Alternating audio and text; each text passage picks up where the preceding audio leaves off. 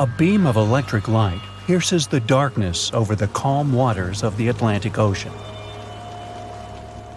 The Titanic is quietly making its way through the waves, its passengers asleep, when suddenly a monstrous white shape is caught in the light beam. The fateful iceberg is about to rend the side of the legendary ship.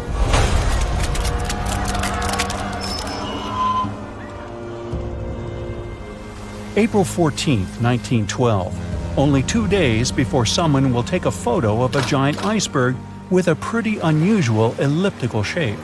It turns out that this iceberg most likely formed out of snow that fell 100,000 years ago. Researchers used computer modeling to figure out its origin. They used data from 1912 and added some new information about winds and ocean currents. They concluded that the iceberg was probably a part of a small cluster of glaciers in southwest Greenland. These days, it's possible to calculate the routes of such icebergs in any given year in the past. So the infamous chunk of ice was on its way from Greenland to an area further south from Cornwall. If the ship had passed through that region only 2 days later, the iceberg would have moved far away from the point where they met. At first, the weight of the most well-known iceberg in the world was 75 million tons. With time, it started to slowly melt away. And when it sank the Titanic, its weight was only 1.5 million tons. By the time of the collision, it had probably been melting for months, but it was still a true monster. When the Titanic sank, the iceberg was 400 feet long, and more than 100 feet of its surface was above the water. Some people believe it was a supermoon that caused the Titanic to sink. That night, there was a rare lunar event. It hadn't happened for 1,400 years. In normal conditions, the iceberg wouldn't have traveled so far south without melting and losing the largest part of its mass. But the supermoon could have been the reason for an unusually high tide that pulled the iceberg away from the glacier way faster than usual. There's a specific type of bacteria that slowly consumes the remains of the Titanic.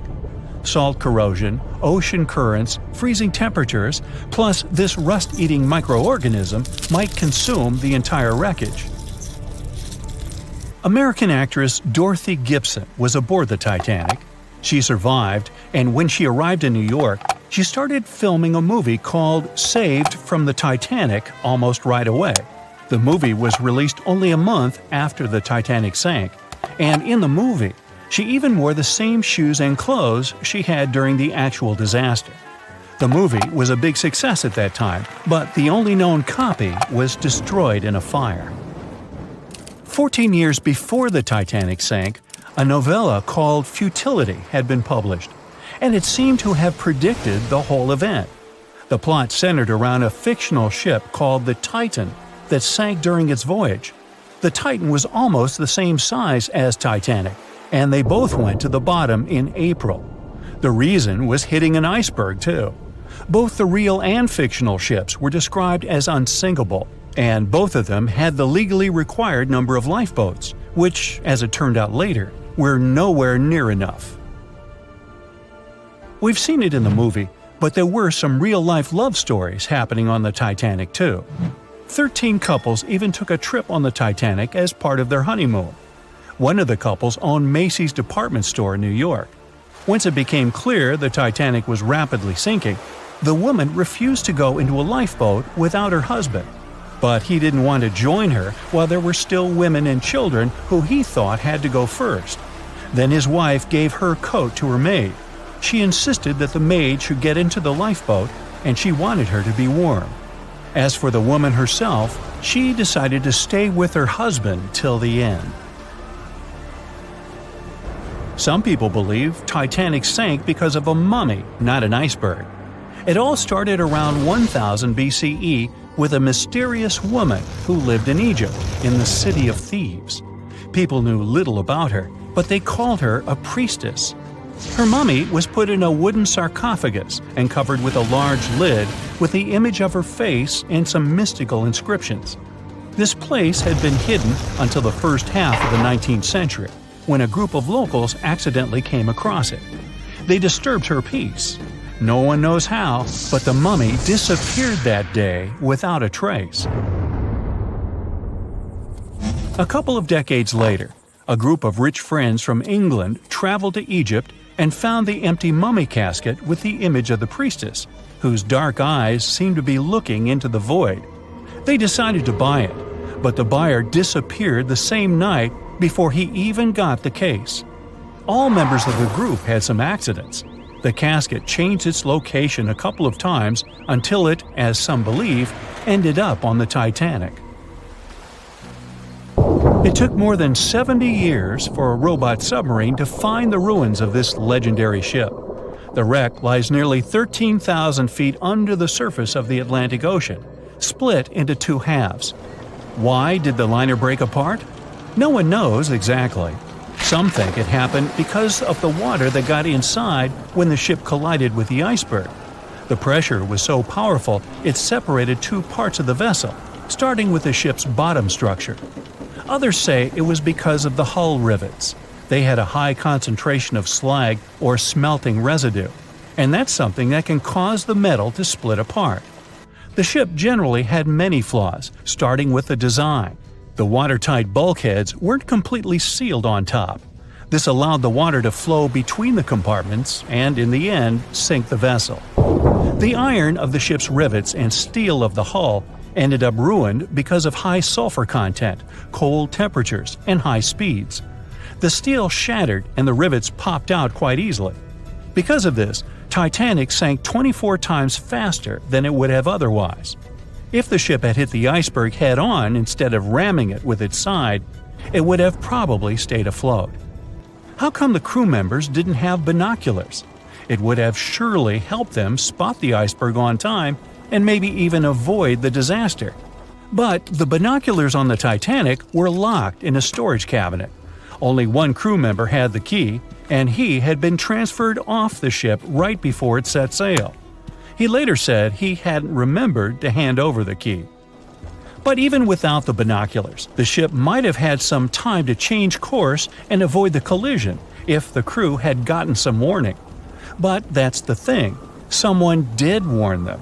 About an hour before the incident, a ship that was relatively close to Titanic, the SS Californian, sent a message to inform them it had stopped because of dense ice field.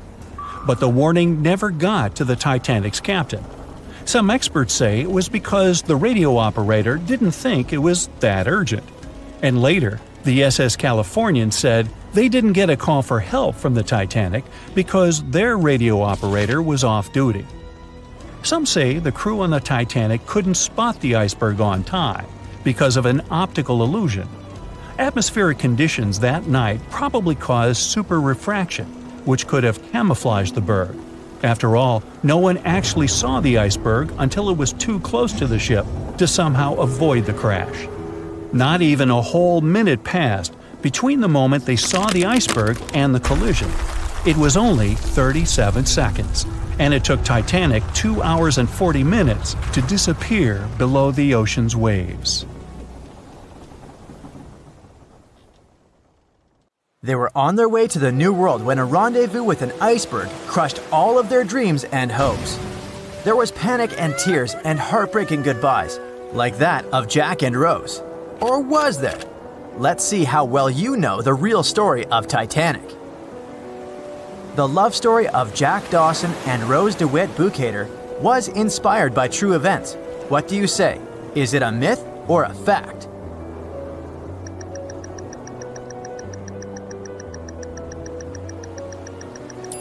The most emotional Titanic love story was actually all made up by the screenwriter and director of the famous movie, James Cameron. Some passengers featured in the movie were real though, and by a mere coincidence, there was a J. Dawson on board. His name was Joseph, not Jack, and he worked as a coal trimmer. The most expensive object lost with the Titanic was a painting by Pablo Picasso. What's your take on this one?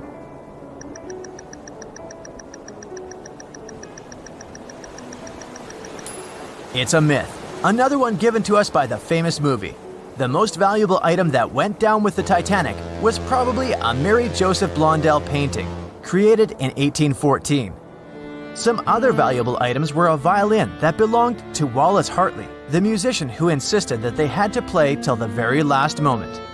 There was also a 1912 Renault Type CB Coupe de Ville that would now cost millions of dollars, a handwritten manuscript by Joseph Conrad, first edition essays by Francis Bacon, 5 Steinway grand pianos, and, of course, some fine china plates and cups and first-class passengers' jewelry. The Titanic was the largest and the most luxurious passenger ship of its time. Does it sound real to you?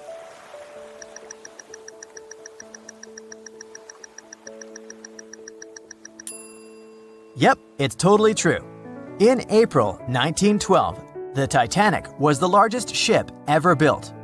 It was 882 feet long and had a maximum passenger capacity of 2,435 people. That's not a lot compared to the largest cruise ship of today, the Symphony of the Seas. It's just a bit longer than the Titanic, but has more than double the passenger numbers. And yes, no other cruise liner has probably beaten the Titanic in terms of luxury to this day. It costs more than $200 million to build in today's money. The tickets were also quite expensive. Duh! First-class tickets ranged in price from $1,700 in today's money for a berth up to $50,000 for one of the 2 parlor suites. Second-class tickets were $700. Third-class passengers had to pay between $170 to $460. Most of the passengers of the unsinkable ship managed to survive. True or false?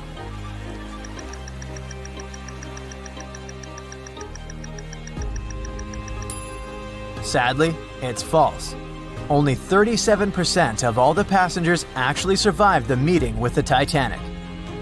Around 61% of the first-class passengers, 42% of the second-class passengers, and 24% of the third-class passengers made it out alive. The Titanic was passing through the Bermuda Triangle when things went wrong, and that's probably why it sunk. What do you say? Myth or reality?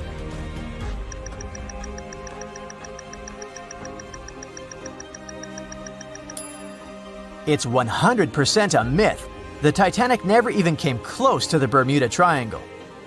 The liner sank about 400 miles south of Newfoundland, which is a huge distance to the north of Bermuda, the infamous area where ships and planes disappear without a trace. We might have the moon to blame for the sinking of the Titanic. True or false?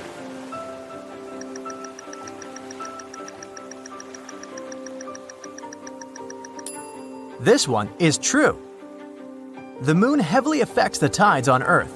The closer the moon is to the Earth, the stronger the tides are because of the increasing gravity of our satellite. Back in 1912, the moon was so close it made several glaciers in Greenland break apart. Massive chunks of ice that broke off from the glaciers started floating south. The supermoon event came just 6 minutes after a spring tide, the alignment of the moon, the sun, and the Earth that makes their combined gravity reach its peak twice a month. And the day before, our planet had come the closest to the sun that year, which made the gravity even stronger. This mixture of events created perfect conditions for one of the most powerful tides in history. Icebergs breaking off from Greenland's glaciers drift off to the coastal waters of Labrador and Newfoundland, where they often run aground. To move on, they need to either melt and become lighter or catch a high tide that would carry them further. The 1912's tide was as high as it gets.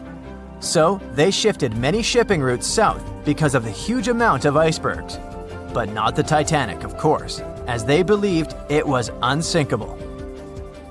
It took 4 hours and 40 minutes for the Titanic to sink. What do you say?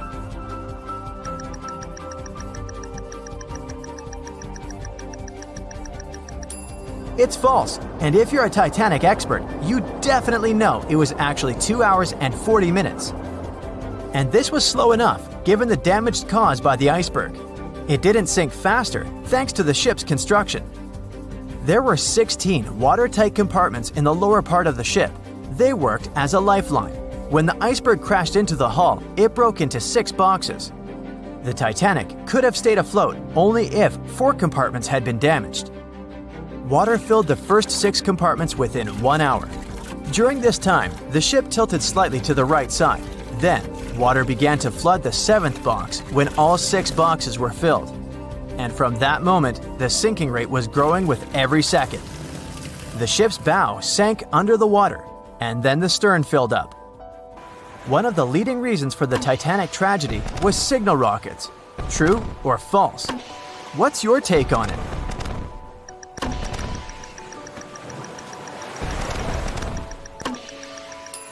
This one is true. When any ship sinks, the crew members must release red flares. It's a signal to all nearby ships that someone is in trouble. But for an unknown reason, someone put white lights in the Titanic's rocket box. When the ship crashed into an iceberg, the crew members released white flares. Another ship, SS Californian, was nearby at the time. Its captain knew the Titanic was going through a dangerous iceberg area. The crew of this ship didn't see the Titanic in the dark, but they noticed white rockets. Radio communication between the vessels didn't work. The SS Californian operator turned off the receiver. The Californian captain felt that something was wrong, so he sent a Morse lamp signal to the Titanic. But it was too late. The ship was already underwater, so no one could respond. Another ship, Samson, was sailing alongside the Titanic.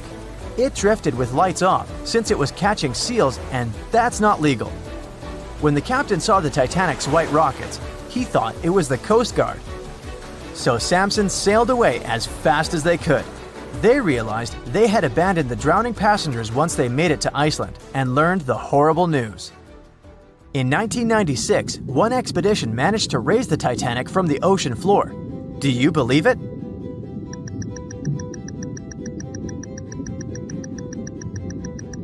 If you don't, you're right. There were different ideas on how to raise the Titanic, from doing it with compressed air to putting it in wire mesh and covering it with liquid nitrogen, or using giant magnets. The only real attempt to raise the Titanic was made in 1996, and it failed dramatically. The expedition's goal was to lift a part of its hull, weighing about 21 tons. It would still have been the largest piece to see the sunlight again, if the operation had succeeded, that is. They lowered 4 large bags filled with diesel fuel to the bottom of the ocean and attached them to the hull plate. Then, the fuel bags were released and they started lifting the pieces on their own. The plate was about 200 feet below the surface when the weather got rough. The expedition members decided to tow the part to calmer waters around 80 miles away. Long before they reached the towing destination, half of the plate broke off and sank to the bottom again. 2 of the lifting bags seemed to have broken loose, and the hull went down. The Titanic will most likely crumble to dust halfway up if someone tries lifting it again. So, how many correct answers do you have? Let me know in the comments below. On April 10, 1912, crowds gathered at Southampton Beach to wave off what was, at the time, the world's largest and most prestigious ship, the RMS Titanic. The cost of the most expensive first-class parlor ticket was $4,350. That's around $70,000 in today's money. But barely 5 days after steaming away, the ship was swallowed by the Atlantic Ocean. So let's rewind and go back to what actually happened on that fateful night. The captain wanted to set a speed record for the ship's maiden voyage and arrive early. The ship was deemed unsinkable, so he went full throttle into the dark Arctic waters. After spotting the 100-foot iceberg, the crew desperately tried to steer the vessel away and avoid the collision, but the Titanic was traveling too fast, and the iceberg tore down the side of the ship, creating a huge opening in the hull. It wasn't a continuous rip, and damage was caused in several places. In total, the damage spanned along an area of around 300 feet. But the ship's designers had prepared for the prospect of a collision and added watertight compartments down each side of the ship to act as a buffer zone. 4 of these compartments could be breached and the ship would still stay afloat. But because the iceberg tore down the side of the Titanic, it ripped holes in 6 compartments. The compartments didn't extend up the total height of all decks and weren't actually sealed at the top. This is why, when more than 4 were flooded, Water reached over the top of the bulkheads and filled the remaining compartments, causing the ship to sink into the ocean. Think of it as water spilling over an ice cube tray. But what if the collision was head-on? Would it still have sunk? Ships are designed with potential crashes in mind, and most vessels have collision bulkheads in the bow. Most of all, it's like your car's bumper or crumple zone. It's a safety feature that can withstand a direct hit. The bow could have taken some of the impact, and some experts have suggested that if it hit head-on, only 2 to 4 of the watertight compartments would have been flooded. So, in theory, the Titanic might not have sunk, and it might have even been able to continue sailing to its final destination at a much slower speed. The force of impact would likely have been huge, though. But although passengers would have been injured by the force, they'd have been able to stay on the ship to wait to be rescued by other ships, rather than being forced into the icy waters of the Atlantic. Still, one of the Titanic's designers, Edward Wilding, suggested that the force of the impact might not have actually been that big. He told the British Inquiry that lots of people scarcely felt the collision, and he believed the ship would not have sunk if it did hit the iceberg head-on. The ship was also designed with remotely operated watertight doors between all compartments, so any floods could have been quickly sorted out. Because Titanic had 6 breaches from the side collision, and because it happened so quickly, sealing the doors wouldn't have made a difference, as it was essentially impossible to save it by that point. The ship immediately began to flood, with water pouring in at a rate of roughly 7 tons per second, 15 times faster than it could be pumped out. So, while it sounds like the Titanic would have survived had the ship hit the iceberg head-on, this idea does come with some issues. First off, the collision bulkheads were designed to survive a crash with another ship, not a giant iceberg. If 2 ships collided, both would absorb some of the impact in their bulkheads, sharing the impact and likely staying afloat. But an iceberg is stationary, meaning that Titanic would absorb most of the energy from the collision. If Titanic hit head first, because of the speed it was traveling, the impact would have likely traveled down the whole body of the ship. Just imagine a 46,000-ton ship traveling at around 20 knots. At some point, it hits an iceberg that weighs what could be over 100,000 tons. This collision would likely create a powerful force causing massive damage to the vessel. It is likely that seams would split, staircases would come tumbling down, and rivets would burst open across the ship. All that would have potentially flooded even more compartments. This could have caused Titanic to sink in a matter of minutes rather than hours. But that's just the tip of the iceberg. As we all know, the biggest part of it is hidden underwater. So if Titanic had been traveling head-on, it's likely it would have hit the part of the iceberg below the water first, which would send it veering off course. Hitting an iceberg is not like hitting a brick wall. In this case, the ice under the water would have torn open the bottom of the ship and caused damage to the sides. Icebergs also aren't flat, solid objects. If a flat collision happened, the ship might have stayed afloat, but icebergs come in many shapes and sizes, from domes to wedges. Studies have also been done on the steel used to produce Titanic, and the tests show the metal was about 10 times more brittle than the steel we use today.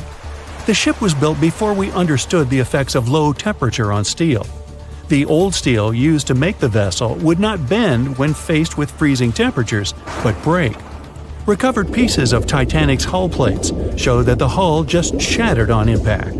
Hitting head-on would also cause a very severe and abrupt stop, so even if the ship hadn't sunk, there would still have been major issues. Think about when you suddenly hit the brakes on your car, or when the bus stops while you're walking down the aisle and you get flung forward. Passengers would have been thrown across the ship, and because the crash happened at night, most people were sleeping, so wouldn't be able to effectively prepare for any sort of impact. This would result in injuries for most people on board. It would be especially bad for those at the front of the ship, where the accommodation for the off-duty firefighters, greasers, and engineers was. But while passengers and off-duty crew may have been thrown out of bed, there would be a lot more survivors than in the original scenario. Many ships have had head-on collisions and made it back to shore. Not many people know that Titanic actually had 2 sister ships. The White Star Line, the company that built Titanic, also built vessels called Britannic and Olympic. Captained by Edward J. Smith, who would later helm Titanic, the Olympic set off on its maiden voyage in June 1911. But much like Ford's sister ship, disaster was just around the corner. On its fifth commercial voyage, Olympic collided with a Royal Navy ship, HMS Hawke.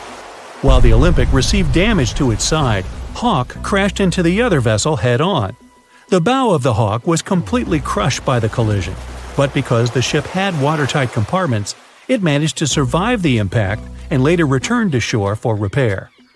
Another study case is the SS Andrea Doria, which was an Italian ocean liner that made global headlines in 1956. Like the Titanic, the Andrea Doria was heading for New York City on its 101st voyage when disaster struck. On July 25th, the vessel collided with the 524-foot Swedish passenger liner Stockholm. The Stockholm hit the ship head-on, but the point of impact for the Andrea Doria was on its side. The front of the Stockholm was completely smashed, but because the impact was on its hull, it managed to survive. The Andrea Doria, however, sadly sank due to the collision being on the side of the ship. So these cases could suggest that maybe the Titanic would have survived had it hit the iceberg head-on. But we have to remember that the Titanic hit the thing full speed, whereas both the Olympic and the Andrea Doria were traveling slower. In the Titanic movie, you won't see any fumes above the fourth funnel of the legendary ocean liner, and it's not a mistake. Back in 1911, the year before the Dream ship's departure, large ships would mostly sail with 4 chimneys. They needed those to draw heat and fumes from their massive boilers. The Titanic was a real engineering gem that only needed 3 chimneys to function. So the fourth was added for balance and more impressive looks. The White Star Line thought the public would have been disappointed to see only 3 pipes on the greatest ship of all time. The Titanic's sister ships, the Olympic and the Britannic, also had 1 fake funnel each for the same reason. The dummy chimney wasn't completely useless and served for ventilation. It took out the fumes from the machine spaces in the lower decks and from one of the first-class general rooms. 1 big ventilation funnel, instead of several small ones, helped to declutter the upper decks and left more open space for passengers to enjoy their strolls. When Titanic went down, the funnels, each weighing 60 tons, went down with the rest of the ship. They were made extra tall to make sure the passengers weren't covered in the soot being ejected. Their height and weight let them stay in the upright position. The forward funnel, followed by the others, fell only when the ship went for the final dive. Those chimneys were much lighter than the bow, so they spread among other debris. The light material they were made of flattened once it hit the bottom, and the iron-eating bacteria living deep down took care of it later. The bow of Titanic remained intact when it hit the seabed, but the stern was completely mangled. When the famous ocean liner hit that iceberg, things got really messy. It took the future movie star a whole 2 hours and 40 minutes to submerge completely. The collision let water flood 6 out of 16 watertight compartments. As the water gushed into the starboard side, the ship started to tilt down in the front and a bit to the right. By midnight, the damaged compartments were spilling water into others, and it was chaos because these compartments were only watertight horizontally. Soon enough, water started flooding through the anchor chain holes, and by 2 a.m., the bow was sinking, and the stern's propellers were lifted out of the water. The ship kept flooding until the moment the bow went underwater, and the stern shot up almost 45 degrees. The weight of those massive propellers stressed the ship's midsection. The steel just couldn't handle it and failed. Survivors described that moment as some loud noise, like breaking china or falling gear. That was the Titanic's upper structure giving in. By 12 past 2 a.m., the bow and stern were only connected by the inner bottom structure. Minutes later, the bow, weighing almost 16,000 tons, broke loose from the stern. The stern rose sharply to an almost vertical position and started sinking slowly. By 2:20, it disappeared underwater. The bow was cruising down at about 13 miles per hour and had hit the ocean floor almost a half an hour before the stern. The 2 parts of the Titanic now lie 2,000 feet apart, pointing in different directions. The bow remained mostly intact, just covered in mud. The stern turned into a tangled wreck because of the implosions it went through during the descent. The air trapped within the structure just couldn't handle the increasing pressure of the water deep down. Signal rockets played a big part in the Titanic's tragedy. When a ship goes down, you're supposed to shoot up red flares to signal trouble. But someone decided to stock Titanic with white lights instead of the usual red ones. So when the ship smacked into that iceberg, the crew fired off white flares. The SS Californian was passing nearby, and his captain knew the Titanic was in a dangerous iceberg zone. The crew didn't spot the sinking Titanic, but they sure saw those white rockets.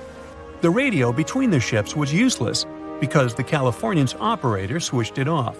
The captain had a gut feeling something was off, so he flashed a Morse code light signal at Titanic. But he received no reply because the Titanic had already gone underwater. There was another ship, Samson, sailing alongside the Titanic. It had plenty of illegally hunted frozen seal meat from Canadian waters abroad, so it was sailing with lights off to remain unnoticed. When they saw the Titanic's white rockets, they thought it was the Coast Guard and zoomed away. Samson didn't have a radio, so they couldn't find out about the ongoing disaster. The crew got the news about Titanic only when they got to the coast of Iceland the following month. There have been many theories to explain the Titanic tragedy, and one of the recent ones says that there was a fire involved. An Irish journalist went full detective for decades, digging into the mystery, and stumbled upon a game-changer. He came across a photo album that had been hiding from the public for a century after the tragedy. In the pictures, taken at the Harland and Wolff shipyard in Belfast, Northern Ireland, just over a week before the liner sailed, you can clearly see a massive 30-foot black spot on the ship's hull. Maloney researched the photos and eyewitness testimony from the time and claimed that a fire spontaneously broke out inside of one of Titanic's enormous coal bunkers. It was raging for a whole 3 weeks and messed with the metal, critically weakening a crucial segment of the ship's hull. Back then, most ships had just one hull, so it was the only skin the Titanic had. That's why the iceberg managed to punch a hole through the ship so easily. If it hadn't been for the fire, the Titanic might have shrugged off that iceberg collision. The company operating the liner knew about the fire, but they decided to conceal that fact. They didn't want any negative stories in the press as they faced some serious competition in transatlantic voyages. The Titanic was sold out, so they stocked up on coal and made it sail. The moon might have also played a role in the sinking. Our satellite heavily affects tides on the Earth. The closer it is to our planet, the stronger the tides are because of the increasing gravity of the moon. Back in 1912, the moon was so close it made several glaciers in Greenland break apart. Massive chunks of ice that broke off from the glaciers started floating south. The supermoon event came just 6 minutes after a spring tide. During new and full moons, the alignment of the moon, the Earth, and the Sun makes their combined gravity reach its peak. And the day before, our planet had come the closest to the Sun that year, which made the gravity even stronger. This mixture of events created perfect conditions for one of the most powerful tides in history. It created the perfect conditions for the icebergs breaking off from Greenland's glaciers to move freely. Opponents of this theory say that the difference in tidal force wasn't actually that big, and it couldn't have been the main cause of the sinking. The iceberg tore down the side of the ship, leaving a huge opening in the hull. It wasn't a continuous rip, and damage was caused in several places. Some experts believe the ship would have survived the iceberg if it had hit head-on. The Titanic had watertight compartments designed to prevent flooding in case of a collision. Only the first 3 or 4 of these compartments would have been flooded. This could have helped save a lot of lives. Supporters of this theory put the blame for the disaster on First Officer William Murdoch. Huge, fast-moving ships don't just turn in a matter of seconds like a speeding car. It takes minutes. When Murdoch realized the collision was inevitable, he tried dodging left to avoid a direct hit. But despite his efforts, the ship still collided with the iceberg. You know the rest. Can you guess how many theories of the Titanic's sinking exist? Right, loads, including a theory of my own, which I'm going to share with you today. And then you can decide which one seems most likely to you. One Piece theory. The very first version of the events was the One Piece theory. It's very simple and basically claims that the sinking happened without any breakups. 2:15 a.m., the ship collides with an iceberg. 2:18 a.m., the lights go out. The ship reaches an angle of 45 degrees and then quickly begins its final plunge into the ocean depths. 2:20 a.m., only about 3 minutes later, the RMS Titanic disappears under the surface of the ocean for good. The liner doesn't break, it just goes down as a whole piece. Of course, this can't be true. In April 1912, the Titanic was not only the largest ship in the world, but also the largest ship ever built. It's hard to believe that such a heavy vessel could have gone down without breaking. That's just impossible. Well, I mean, you can't blame the theorists. Before we found the wreckage, there were no other theories. Wait a minute, or were there? The day after the disaster, the survivors gave their interviews. They talked about what had happened, and some of them claimed that the ship had actually broken in two when it had been flooded. For example, Jack Thayer, a 17-year-old boy, outlined the sinking as he remembered it, and L.D. Skidmon drew a sketch based on his description. The picture clearly showed the ship breaking in half. But no one believed Jack or other witnesses. There was no evidence, so their claims were received with a grain of salt. But in 1985, things changed. First breakup theory. That's when Robert Ballard found the wreckage of the Titanic in the depths of the ocean. When people saw the wreckage, it became clear that Jack and the other survivors had been right. The Titanic did indeed break in two when it sank. So it's time for a new theory. 2:15 a.m. The keel breaks, the starboard list eases, and the hull continues to bow and crumble. 2:17 a.m. The galley sections break off. The towers immediately drop under their own weight. The lights go out. The stern is pulled into the air. The bow breaks off and starts sinking. The aft is barely hanging on to the starboard side of the stern section superstructure. The stern section slowly lists over to port as it begins sinking again. It rises up one last time and pivots in a semicircle as it sinks. It all sounds pretty convincing, right? But people began to find plot holes in this theory. For example, the Titanic couldn't have held together until it reached such a high angle. The breakup would have had to begin much earlier. This only meant there was still a vast field for research and speculations. So people started to come up with their own possible scenarios. How about we look first at the ones no one likes? V-brake and Aaron 1912 V-brake. According to the first breakup theory, the Titanic reached a high angle, and the weight of its unsupported stern caused it to crack from the top down. But it's physically impossible. So, are there any other ideas? In 2006, Roger Long, a naval architect, decided to research a so-called V theory. 2:17 a.m. The breakup begins at a shallow angle, perhaps as little as 11 degrees. The upper structure fails and starts to crack. At this moment, only its double bottom is holding the Titanic together, but it starts to bend under the strain too, failing the ship. Water is pouring through the crack. It increases the weight in between the two sections, bending the Titanic the other way and pulling it into shape somewhat resemblant to the letter V. The upper decks get mangled and bent together. The bow heads for the bottom, and the stern is the last to sink. This theory has since been disproven many times, though. Roger Long believed it because the broken edges of the upper decks in the Titanic's bow section were all mangled and crushed. However, we have learned that it happened because of the so-called hydraulic downburst, the force of the water crashing into the deck as the Titanic hit the ocean floor. Another V-brake theory states that the bow had risen out of the water after the break. This theory was mainly peddled by one former Titanic enthusiast. But not only has this theory been proved to be physically impossible due to the bow's incredible mass, it was also inspired by incorrect information. Remember Jack Thayer?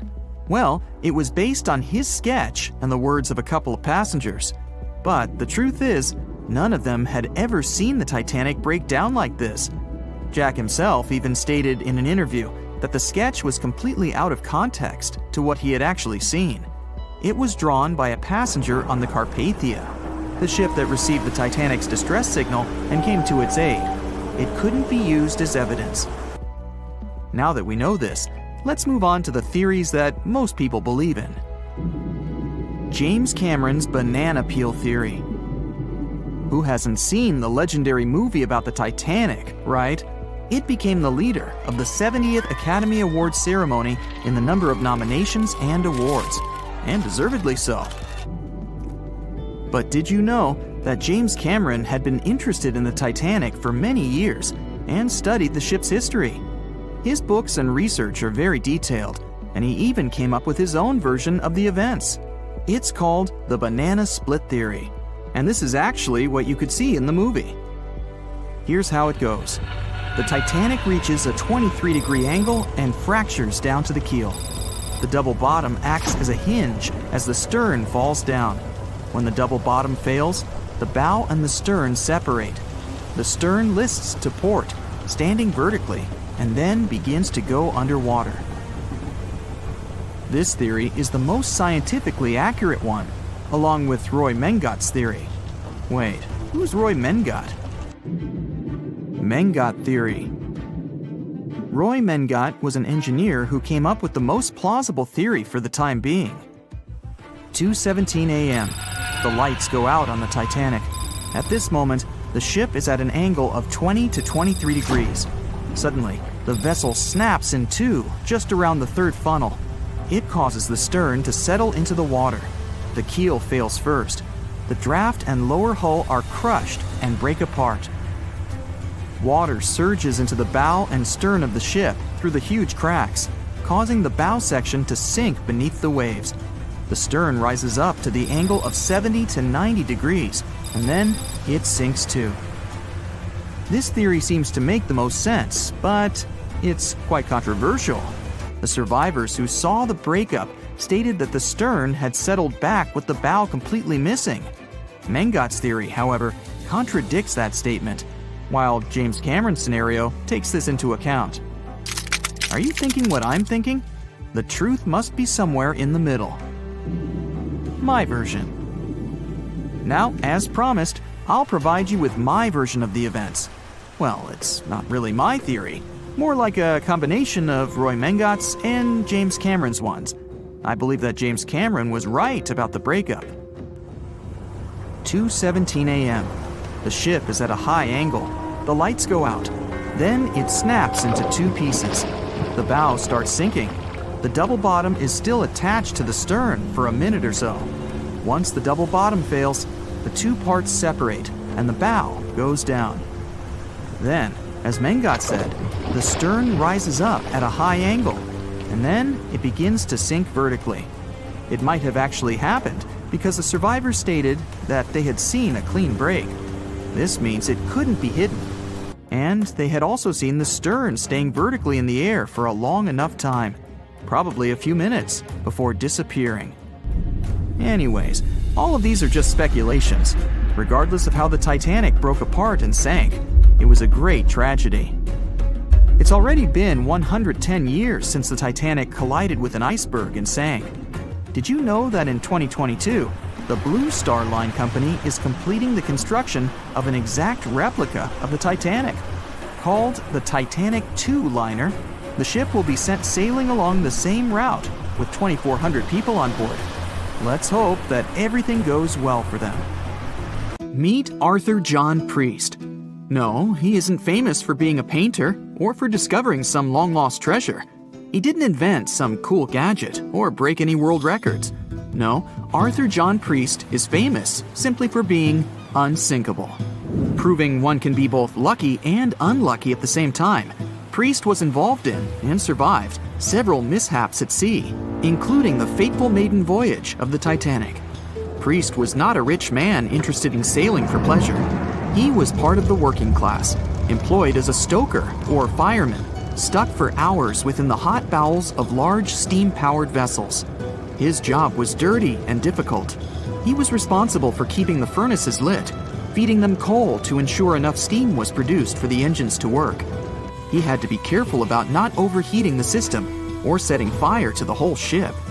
The furnaces had to be carefully watched and constantly fed. He breathed it all in a while, working and fighting with the sweat and the dirt. He would often work shirtless because of the heat and was always covered in black coal dust. And when he finally had a break, his shared living quarters were nearby in the same part of the ship. He must have been good at his job, though, because he had no trouble finding work.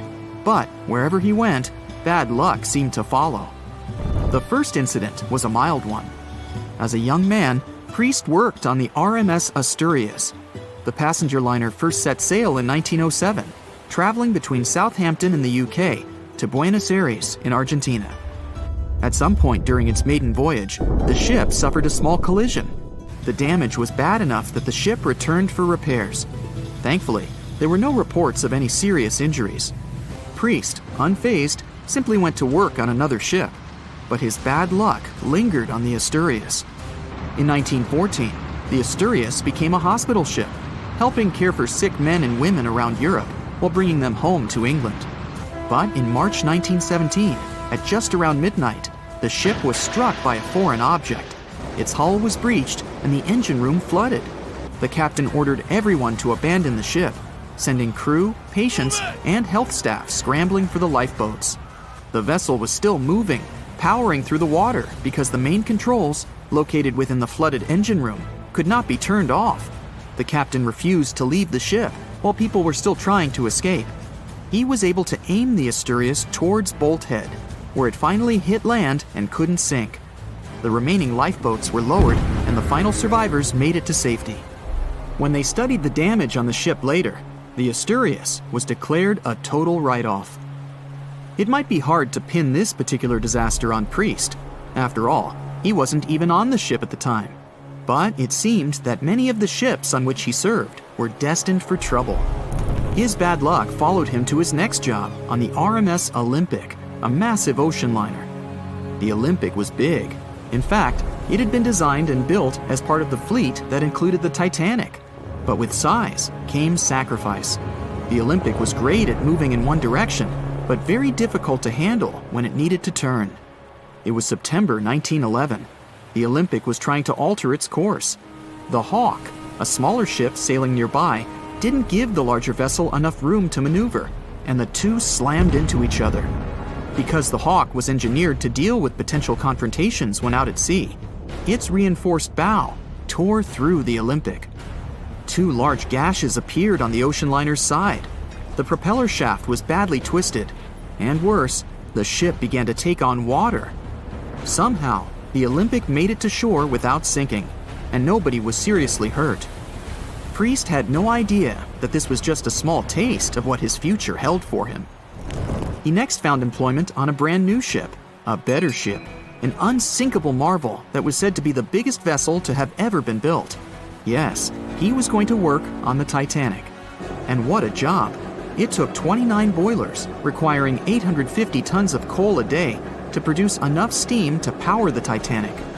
Priest was just one of 150 stokers toiling away in the ship's underbelly, keeping those fires burning day and night. He made around $30 a month. But on April 14, 1912, he would find himself flung from a world of extreme heat to one of blistering cold. At approximately 11:35 p.m., the crew spotted an iceberg. The Titanic tried to avoid it, but the alarm had been sounded too late. 5 minutes later, the two collided. The iceberg tore through the hull, and the once watertight compartments inside were badly ruptured. As the cold Atlantic water flooded in, the ship began to sink.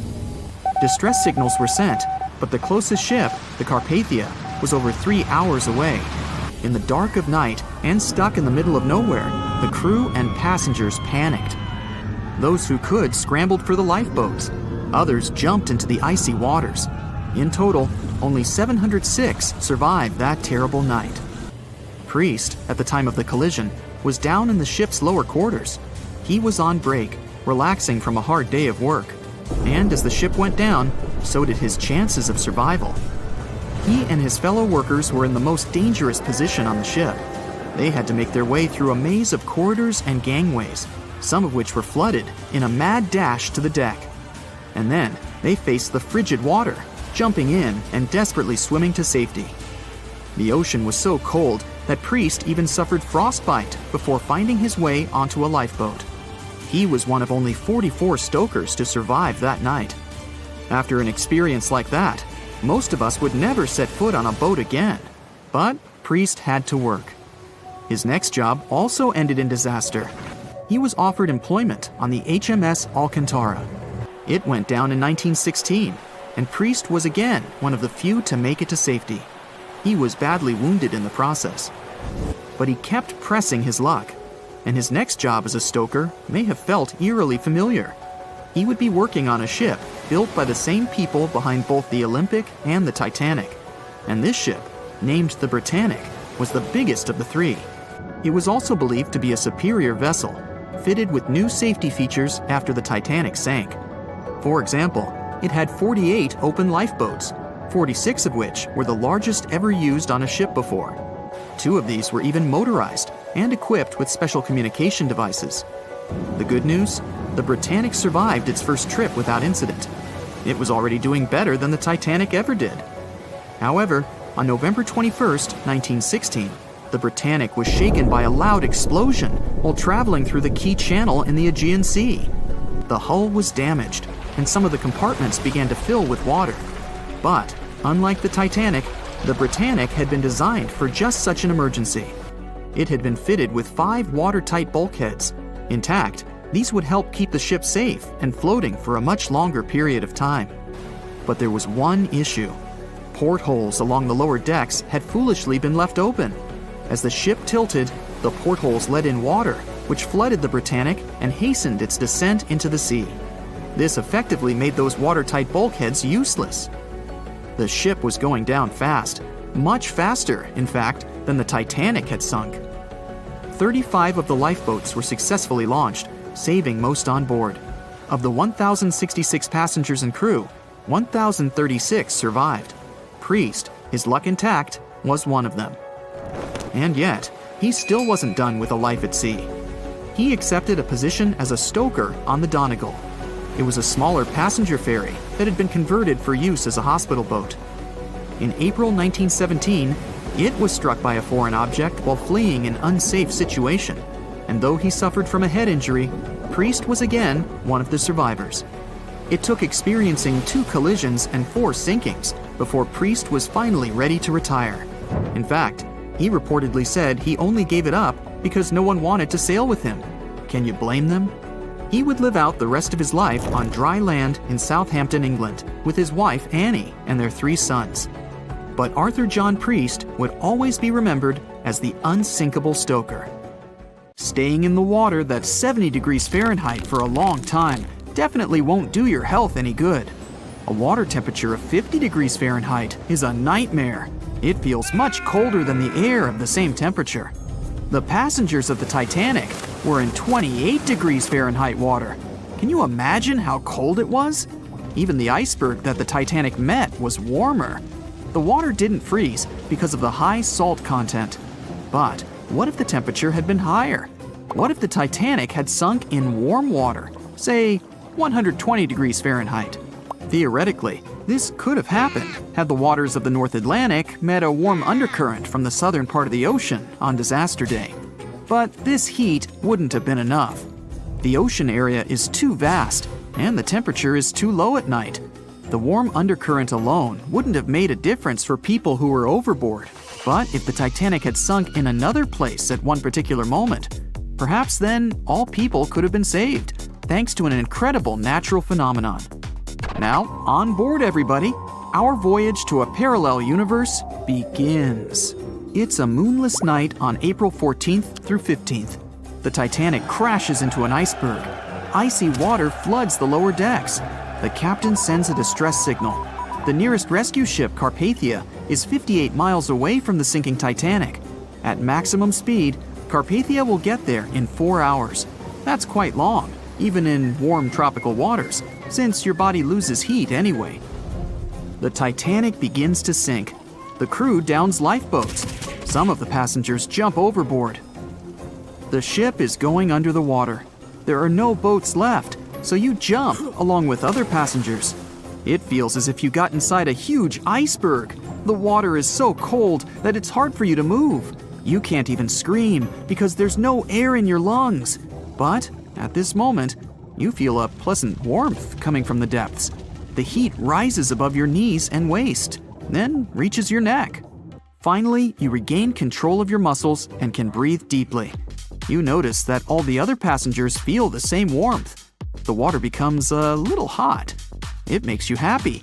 But in a moment, horror replaces your delight. The ocean begins to foam. And not because of the high temperature, but because something is rising from the ocean floor. You hear a heavy, low sound coming from the depths. It's not a sinking Titanic, but something bigger. You can see a huge iceberg nearby. It's melting, and a huge chunk is breaking off from it. 1,000,000 bubbles appear on the surface. Then you feel something hit you in the leg. Thousands of strange lightweight rocks are rising from below. There are also massive plates among them. People use them as lifeboats. You climb on one of those rocks and look at the ship. It doesn't sink, since all the water is bubbling and pushing the vessel up. You take one of the small rocks and understand everything. It's pumice. An underwater volcano has woken up right under the ship. Thousands of tons of volcanic rock are floating to the surface. When it erupts, its magma shakes the entire space, heats the water, and destroys the seabed. But it doesn't result in anything destructive on the surface. The enormous pressure of hundreds of millions of gallons of water suppresses the volcano's power. Molten rocks of the Earth's crust are pressed against the seabed, and pumice rises to the surface. And here's why it happens. The upper part of Earth consists of many solid parts, tectonic plates. These plates collide with each other and divide. And when one part separates from another, the magma immediately comes up. So, all volcanoes are these unstable fault sites. If the Titanic had sailed over one of these areas during an eruption, many passengers would have been saved. Back in the parallel universe, you notice the Titanic starts sinking again. The water is no longer bubbling. The volcano has gone out. In a matter of seconds, the ocean turns icy again. Fortunately, you have your pumice lifeboat. This is enough to wait for rescuers. But let's imagine a situation with no underwater volcano and an iceberg. A situation when the water was warm from the very beginning. One of the engines in the motor compartment of the ship breaks down. Several pipes burst because of increased pressure, and now there's a crack in the ship's body. Water is filling the lower decks. The ship is sinking. People evacuate on lifeboats. There's less panic since the night is warm and no one is freezing.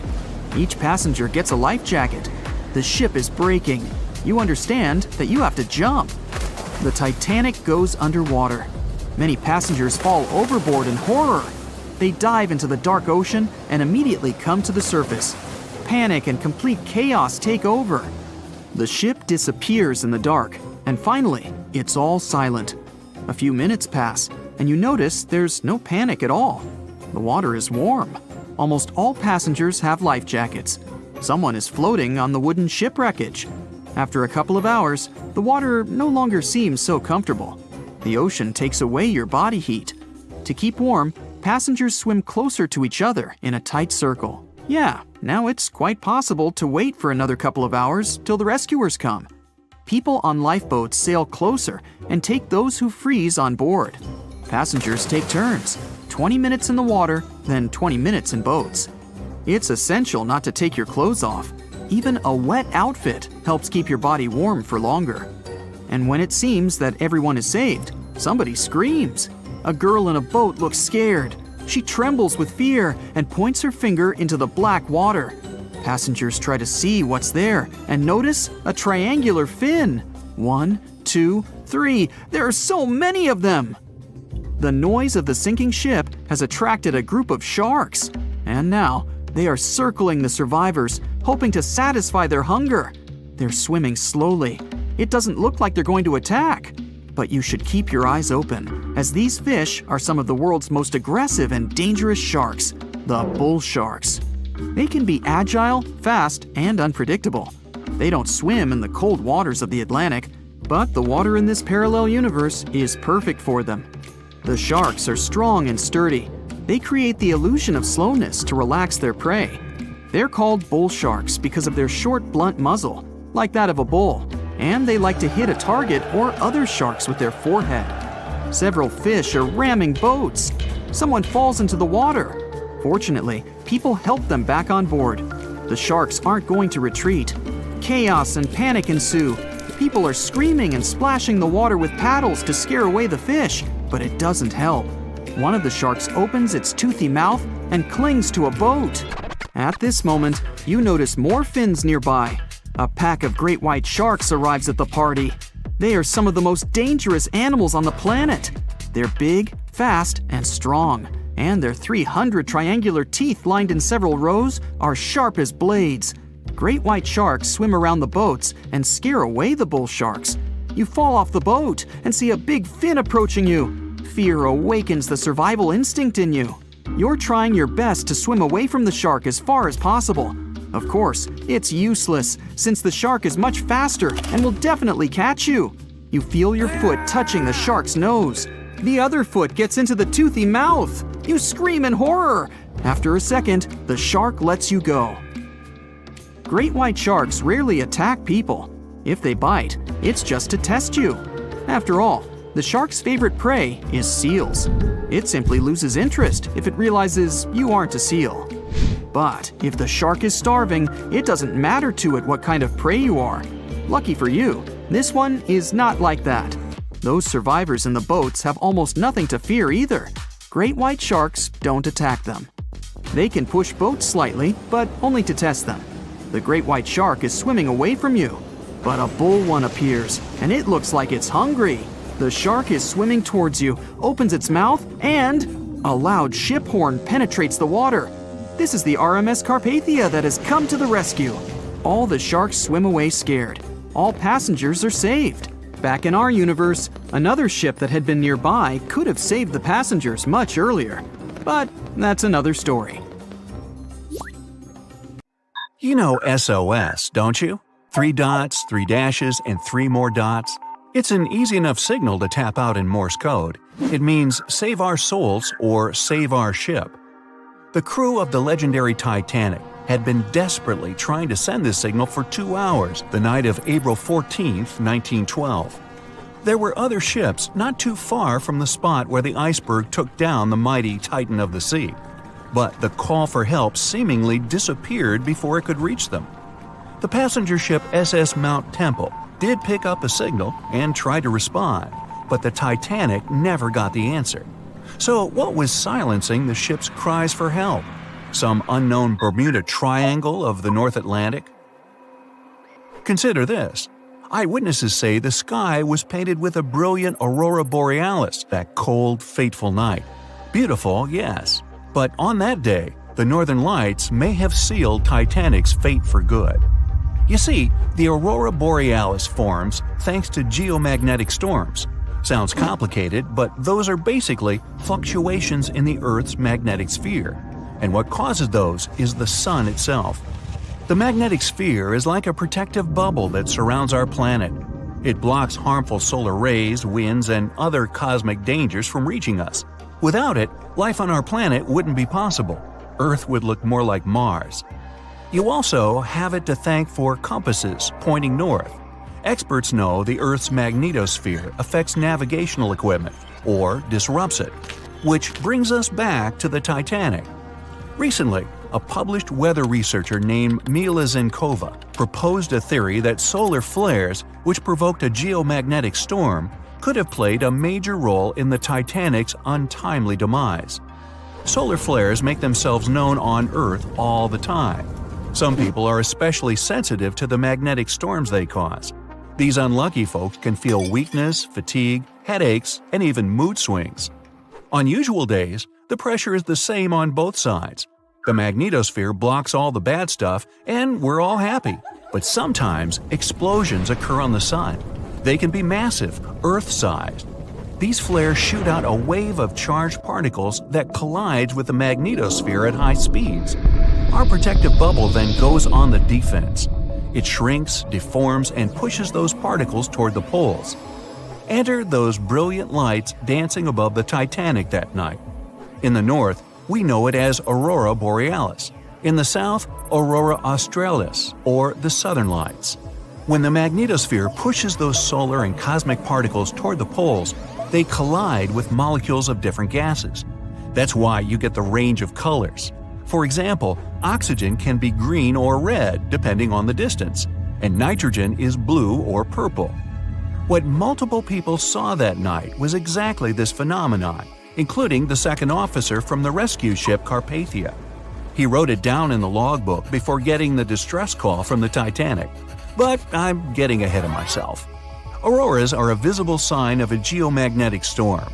Now, about navigational equipment. This applies to satellite and radio frequency devices. Remember, they didn't have iPhones back in the Titanic days, so the average person couldn't notice their gadgets going haywire. But navigational devices and wireless telegraph did exist and were actively used. Rewind back to the Middle Ages, when sailors noticed that, on some days, compasses wigged out. The arrows spun in all directions, and people back then had no idea why. It wasn't until the 18th century when French scientists found out that such problematic days occur at the same time as black spots appearing on the sun. Solar flares. The mystery was solved. Now, the Titanic had the most advanced, well-known radio equipment at that time. They tested it thoroughly to make sure it worked for distances up to 2,000 miles away. Titanics passed them all. On April 10, 1912, the massive liner left Southampton and set off for New York. The very next day, the crew started getting the first reports of drifting icebergs and ice fields. They put dots on the map to mark the coordinates and let out a sigh of relief. All the troublesome spots were north of the Titanic's planned route. But after a couple of days, the warnings were moving farther and farther south, encroaching on the majestic ship. On April 14th, Captain Edward Smith decided to change course to the south in hopes of bypassing the ice. This ended up being a huge mistake. Enter the magnetic storm. If it was throwing the navigation equipment off, even by a tiny error of half a degree, the captain could have been mistakenly taking the ship right toward a cluster of icebergs. What's even worse, the radio operators ignored warnings coming from other ships. That, or they simply forgot to hand them over to the captain. As hired contractors from the radio company, they were more interested in transmitting paid telegrams from passengers on that luxurious liner. The radio transmitter kept going out of order that evening, probably because of all this private traffic. When it was finally fixed, operator Jack Phillips received another message from the SS Californian at 10:30 p.m. Their operator was trying to warn Phillips about the coordinates of drifting icebergs, but he paid them no attention. He was nervous and in a hurry. Was the magnetic storm to blame for his frayed nerves and bad mood? We can only speculate. But as you know, some people are more sensitive to these things. The weather was fine, the ocean was calm, the water was smooth as glass. Despite all the warnings, the ship continued to sail at a maximum speed of over 22 knots. An hour later, Titanic collided with the infamous iceberg. On April 15th at 12:14 a.m., in the middle of the night, Titanic's operators started to transmit the first emergency signals. The SS Californian was sailing just 20 miles from the Titanic. They could have easily come to a quick rescue. But 10 minutes before the disaster, the Californian's radio operator had gone to bed. He was the only one who understood Morse code on the ship. According to this new theory, the magnetic anomalies possibly blocked Titanic's messages to other ships. For example, the steamer SS La Providence didn't receive any signals from the sinking ship at all. Yet they were still getting transmissions from another giant, the Olympic, which was 500 miles from the Titanic. That night, the signals were acting strange. They simply got lost somewhere in space, or they were like a jumbled riddle, impossible to solve. The SS Mount Temple did get a message and rushed to Titanic's aid. But as fate would have it, the rescue ship got stuck in ice. She did arrive at Titanic's last known coordinates, but the luxury liner was nowhere to be seen. So were the coordinates accurate at all? The steamer Carpathia was about 60 miles away. At 12:30, their radio operator told the Titanic's crew they were rushing to help. The ship famous for coming to the aid, Carpathia, was going full steam ahead. But here's the odd part. At first, they headed to the wrong spot. The magnetic storm could have thrown its equipment off. Good news is the steamer did end up reaching the right place when they saw the lifeboats full of passengers. Interestingly, once she reached land, the Carpathia didn't have any problems with her equipment. The blackout happened just around the wreckage site. The following investigation blamed radio amateurs for blocking signals. We now might know otherwise. Zinkova explains that at that time, they didn't know exactly how and to what extent the sun influences the Earth.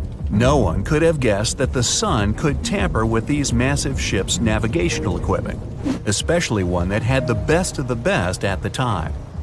There's another theory that even the moon could have played a role. Some researchers claim that in January 1912, our natural satellite was closer to the Earth than usual. It caused very strong tides and raised the sea level. Every year, icebergs break away from Greenland and stop around Newfoundland. But not that year. The increased water flow pushed them further for 3 months. And come April, they were right in the way of transatlantic ships. Unfortunately, it was a recipe for disaster when it came to the mighty Titanic. No one could ever have imagined that the unsinkable Titanic would collide with an iceberg, except for one man, William Thomas Stead. Well, not directly, of course. It's not like he jolted out of bed one day, envisioning the fall of the Titanic.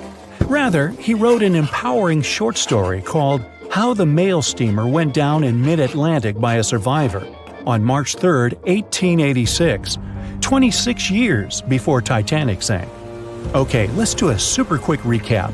Titanic was traveling from Southampton to New York in April 1912 in the North Atlantic.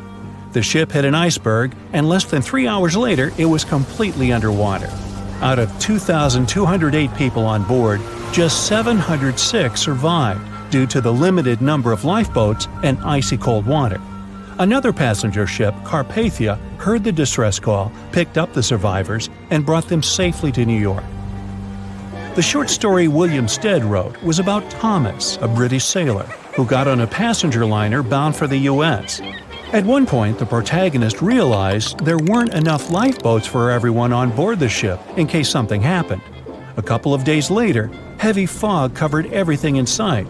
Luck was not on the liner's side, and it collided with a stray ship, just like Titanic struck an iceberg. Only 200 out of the 916 people made it safely to the U.S. The main character managed to survive by jumping into the water and climbing into one of the lifeboats. Now, you'd think that the story riled up everyone in the industry to add extra lifeboats on ships. But sadly, it received very little attention when it was published. Even more tragically, William Thomas Stead was on Titanic when it sank, and he didn't make it. The survivors who knew Stead mentioned that he had always been cheerful and had loved to chat during meals. He complimented the ship's design and how sturdy it was. Witnesses also talked about how he had been helpful when the ship had been sinking, having given his life jacket to someone else. He was a journalist by profession and was on his way to New York for a ceremony.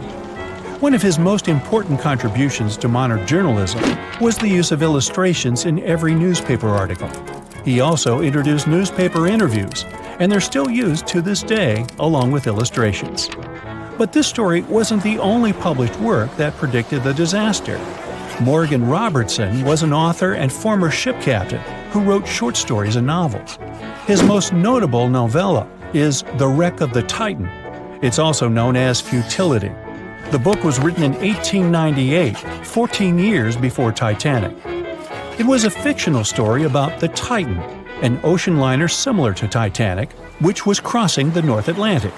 It's also a coincidence that Titan was just as fast as Titanic and shared many other similarities, like size and design. The book described it as unsinkable and the largest ship to hit the ocean at the time. That's what they said about Titanic, too.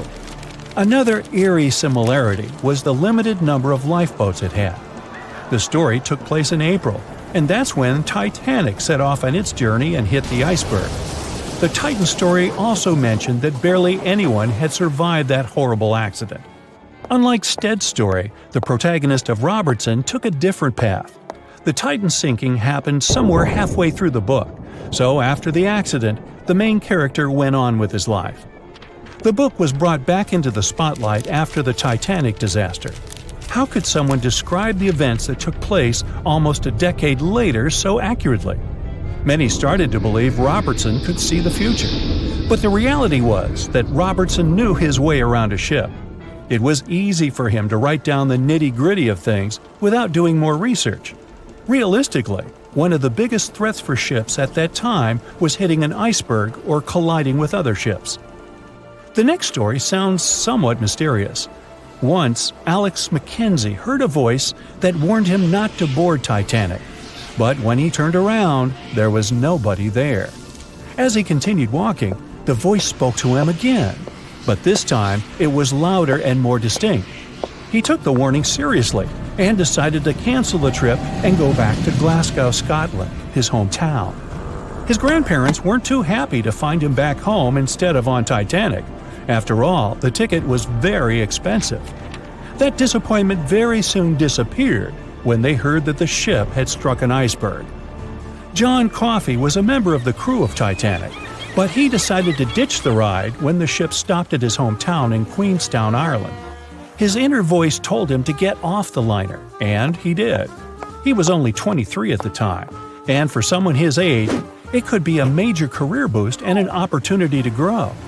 Despite the horrible tragedy, the guy signed to work with the RMS Mauritania just months after the Titanic sinking. Talk about commitment. Some added info was revealed about what may have contributed to the fall of Titanic. The constructors insisted that the ship was unsinkable, but many people later theorized that the vessel's steel plates had been too frail for the freezing Atlantic water. It may have caused the rivets to pop, allowing ocean water to seep inside. Another theory is that there may have been a fire in the hull of the Titanic that had been raging for 3 weeks before the voyage. The fire softened the steel, allowing the iceberg to cut through it like a hot knife through butter. Some pictures before the ship set off on its journey show black marks on the hull, which could have been caused by fire. Either way, the iceberg would have caused significant damage in any case, no matter if there was a fire or not. Some people also blame those who designed the Titanic. The ship was built with large joints at the bottom, which probably snapped easily during the collision. Of course, these are all theories, but we know for a fact that the iceberg was the main character of this drama, and that the works of Stead and Robertson should have been taken seriously.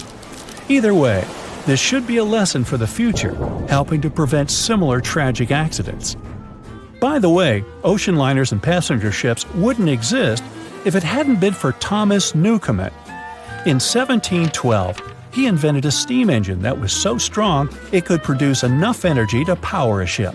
And a century later, in 1819, the first steamship traveled across the Atlantic Ocean to Liverpool, UK. It only took the vessel 29 days to cross the ocean. The passenger ship industry boomed in the early 1900s when it became easier for people to move to America or go on holidays. As decades rolled by, the use of aircraft stole the spotlight from passenger ships since planes were faster and more efficient. Nowadays, it's quite rare for a passenger ship to collide with anything in open water. Modern technologies can detect anything that can pose a threat and even predict stormy weather. Cruise ships these days are giants compared to the vessels of Titanic's era. Modern ships can carry almost twice the number of passengers and have amenities folks back then could only dream of. Most cruise ships these days have several restaurants to choose from, multiple swimming pools, and game rooms to catch a break. If you're in the mood for some fun, you can watch live performances. Don't forget about the helicopter pad, because why not? Don't worry if you start feeling unwell. The in-house doctors are always there to help any passenger in need. And these ships are only going to get bigger. Putting Titanic and a modern cruise ship side by side is like comparing a corgi to a Doberman. Back then, Titanic was the biggest and most cutting-edge vessel anyone could dream of. So, who knows what the future of cruise ships can hold? We might even have entire cities floating around. That would be a really big boat. It was the biggest ship ever built in its time, and it was supposed to be unsinkable. But within days of steaming out on its first voyage in 1912, the Titanic was gone beneath the relentless waves of the North Atlantic Ocean. And of its more than 2,200 passengers and crew, only 706 survived that dreadful night. Would a smaller ship have fared any better in the same situation? Did the size of the iceberg truly matter in the end? Was it a mistake for the ship to change course at the last minute as it tried to avoid impact? These are three questions that have people pondering, what if?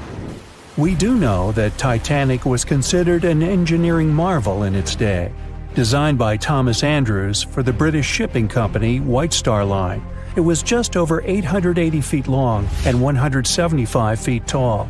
Built with abundant space for 840 staterooms, a swimming pool, a squash court, a gym, and 2 dining rooms. But it was below deck that one of its most impressive new features could be found.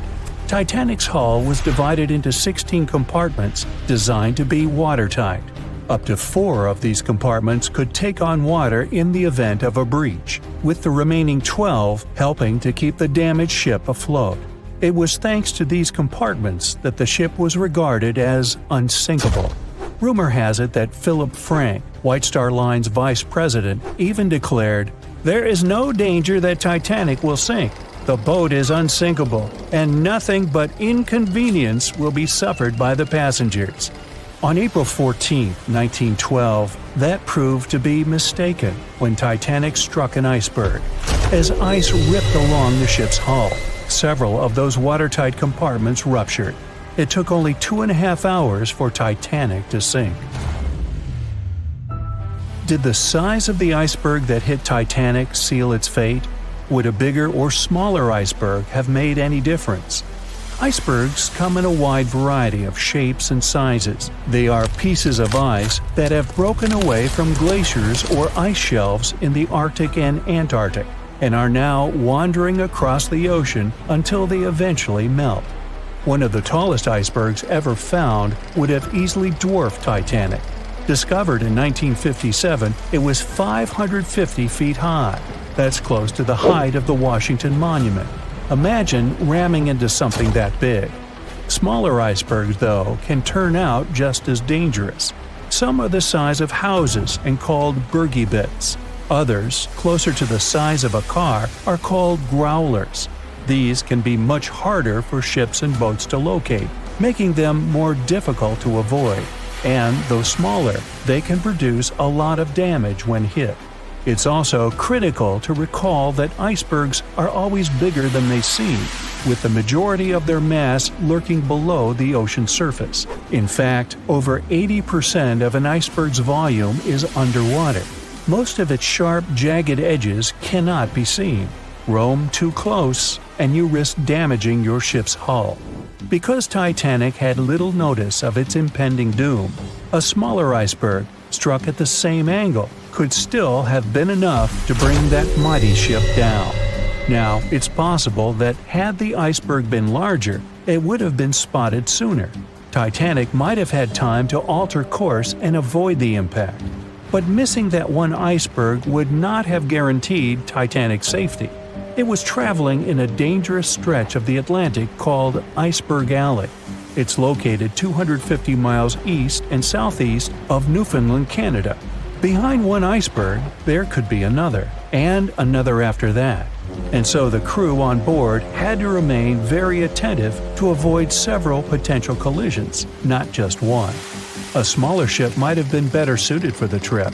Titanic's size was certainly a challenge when it came to steering. In fact, it had just left her dock in Southampton when it nearly collided with another smaller ocean liner, the SS New York, missing it by just 2 feet. The gigantic steamship was obviously not made for maneuvering quickly in tight quarters. A ship that size required time and space to change course. But when it comes to ships versus icebergs, a ship's size doesn't always matter. The Islander was a steamship designed to travel the Inside Passage in Alaska. In the summer of 1901, it struck an iceberg, which tore a hole in the front portion or bow of the ship. The vessel did not sink right away, and the crew tried to steer it to safety. Ultimately, its bow completely submerged, and its stern was lifted up and out of the water. It didn't take much longer before the ship sank completely. Of the 168 passengers and crew members, 128 survived, and $3 million in gold was lost. Islander had a 240-foot hull, making it almost a quarter of the size of Titanic, and that smaller size didn't seem to be much help in preventing a collision with an iceberg.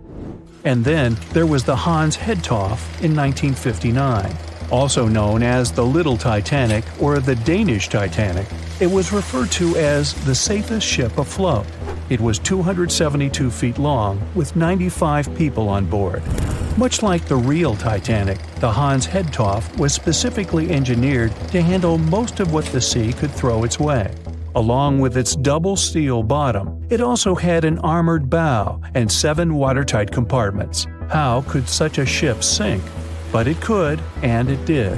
It was on its first voyage, returning to Copenhagen, when it ran into trouble. On January 30th, it hit an iceberg. An SOS was sent, but when the Johannes Cross arrived to help, the Hans Hedtoft was nowhere to be found. The only evidence of the ship's existence was a lifebelt that was washed ashore in Iceland 9 months later. Again, the ship's smaller size didn't work in its favor. A smaller size of Titanic wouldn't have guaranteed a safe voyage in 1912. The final what-if concerns the last-minute choice when the iceberg was spotted and the alarm sounded. First, Titanic could attempt a complete stop, but this wasn't an option as the ship needed a half a mile to come to a halt, and the iceberg was a mere 900 feet away. Second, the Titanic could attempt to avoid the iceberg by steering away from it. This is what the captain ordered, but the attempt was unsuccessful, resulting in a deep gash across the ship's hull. The final option? To hit the iceberg head-on. Would this have made any difference? The answer is an intriguing maybe. Some think a head-on collision would have saved Titanic. In this scenario, the collision would have limited the damage to the very front of the ship, instead of the iceberg tearing through the hull and compromising several of the watertight compartments. Only 4 of the compartments would have been breached. This meant the others could do their job of keeping Titanic afloat. The ship could be stuck, unable to move, but it would remain above water until help arrived. This would provide a ship like Carpathia enough time to reach the scene of the accident and bring the people on board to safety. One of the Titanic's designers, Edward Wilding, made a similar claim during an inquiry into the sinking. He argued that most people would have survived a head-on crash, and that Titanic itself would not have sunk. Others disagree, though. First, the special bulkheads on Titanic were designed specifically to protect the ship against collisions with other vessels, not with icebergs. These compartments would crumple upon impact, absorbing some of the force while the other ship absorbed the rest. Though the damage would still be extensive, the remaining bulkheads would keep the ship afloat. But an iceberg does not have the same flex in a collision as you would experience with another ship. Most of the force would be absorbed by Titanic, resulting in greater damage to the ship. Even worse, the impact would be carried through the full length of the ship. Rivets would burst, seams would tear, the compartments would quickly flood, and the ship would sink even faster, resulting in fewer survivors. In any case, as with most what-ifs, we'll never really know the answer. As tragic as Titanic's first and last voyage was, it did result in changes that helped make venturing out to sea much safer. Findings from hearings on the disaster led to the creation of the International Ice Patrol, or ICC, in 1914, an organization that tracks icebergs in the Atlantic and Arctic Oceans to ensure vessels in the area can avoid them. In the US and Britain, ships were obligated to carry enough lifeboats to accommodate every person aboard. Regular lifeboat drills were made mandatory. And finally, the bulkheads on ships were made higher to keep water out, and bottoms were stretched to create double hulls, helping make the compartments truly waterproof. There's no denying that Titanic was a terrible tragedy, but the lessons learned from that night to remember has helped prevent many more. April 14, 1912. The dark night was filled with horrible sounds of a giant metal vessel breaking into two. The largest ship of that time collided with an iceberg that was on its way. The Titanic, one of the biggest stories of the 20th century that people still talk about. The starboard side of the giant vessel brushed up against the iceberg. It was 11:40 p.m. when things started going wrong. This iceberg caused enough damage for at least 5 watertight compartments in the hull to start filling with water. The crew immediately began a brief investigation to see if they could do anything and fix things. They had no one to rely on, all alone in the darkness of the cold night, far away from the land. The North Atlantic Ocean, around 400 miles south of Newfoundland, Canada. They needed time to figure out how to bring people to safety. They had some time, true, but not enough. If you watched the movie, you know the ship didn't plunge immediately after the icy doom had happened. The whole process lasted a good 2 hours and 40 minutes. But the situation was hard. There were 2,200 people to take care of, including crew and passengers, and things happening on the ship were chaotic. The chief designer, Thomas Andrews, soon realized they wouldn't be able to stay afloat. By midnight, the entire crew had begun preparing the lifeboats for launch. They had 20 boats with space for only 1,178 people, which was just a bit more than 50% of the people on board. The order was to get women and children to safety first. Crewmen were there to row and guide the boats. The scene over the next 2 hours gradually started escalating. The crew members had a task to wake up passengers and warn them something bad was happening. They wanted to place them into a fleet of lifeboats as soon as possible. At 12:15 a.m., some crew members sent out a distress signal. A steamship called Frankfurt was among the first ones that received the message and responded, but they were about 170 nautical miles away. Some other ships also got the message and offered their assistance, but sadly, they were too far away as well. At 12:20 a.m., the Cunard liner Carpathia got a distress signal from the Titanic and changed its course right away. They were 58 miles away at the time, and it would take them more than 3 hours to get there. 20 minutes later, the crew was lowering the first lifeboat. It was carrying only 27 passengers, although it had room for 65. Many of the lifeboats that were launched first were well below capacity.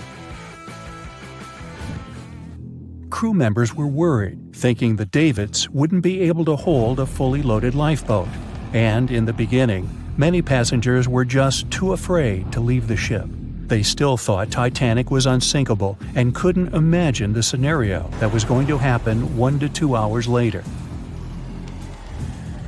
The crew was firing the first of 8 distress rockets. Unsuccessful. No one was close enough to help. By 1:20 a.m., they lowered 10 lifeboats. Number 8 had only 28 people in it. One of the passengers on the number 10 was 9-week-old Melvina Dean. She would later become the last survivor who lived until 2009 and turned 97. It was 2 a.m. already. 3 of the collapsible boats were the only lifeboats that remained on the ship.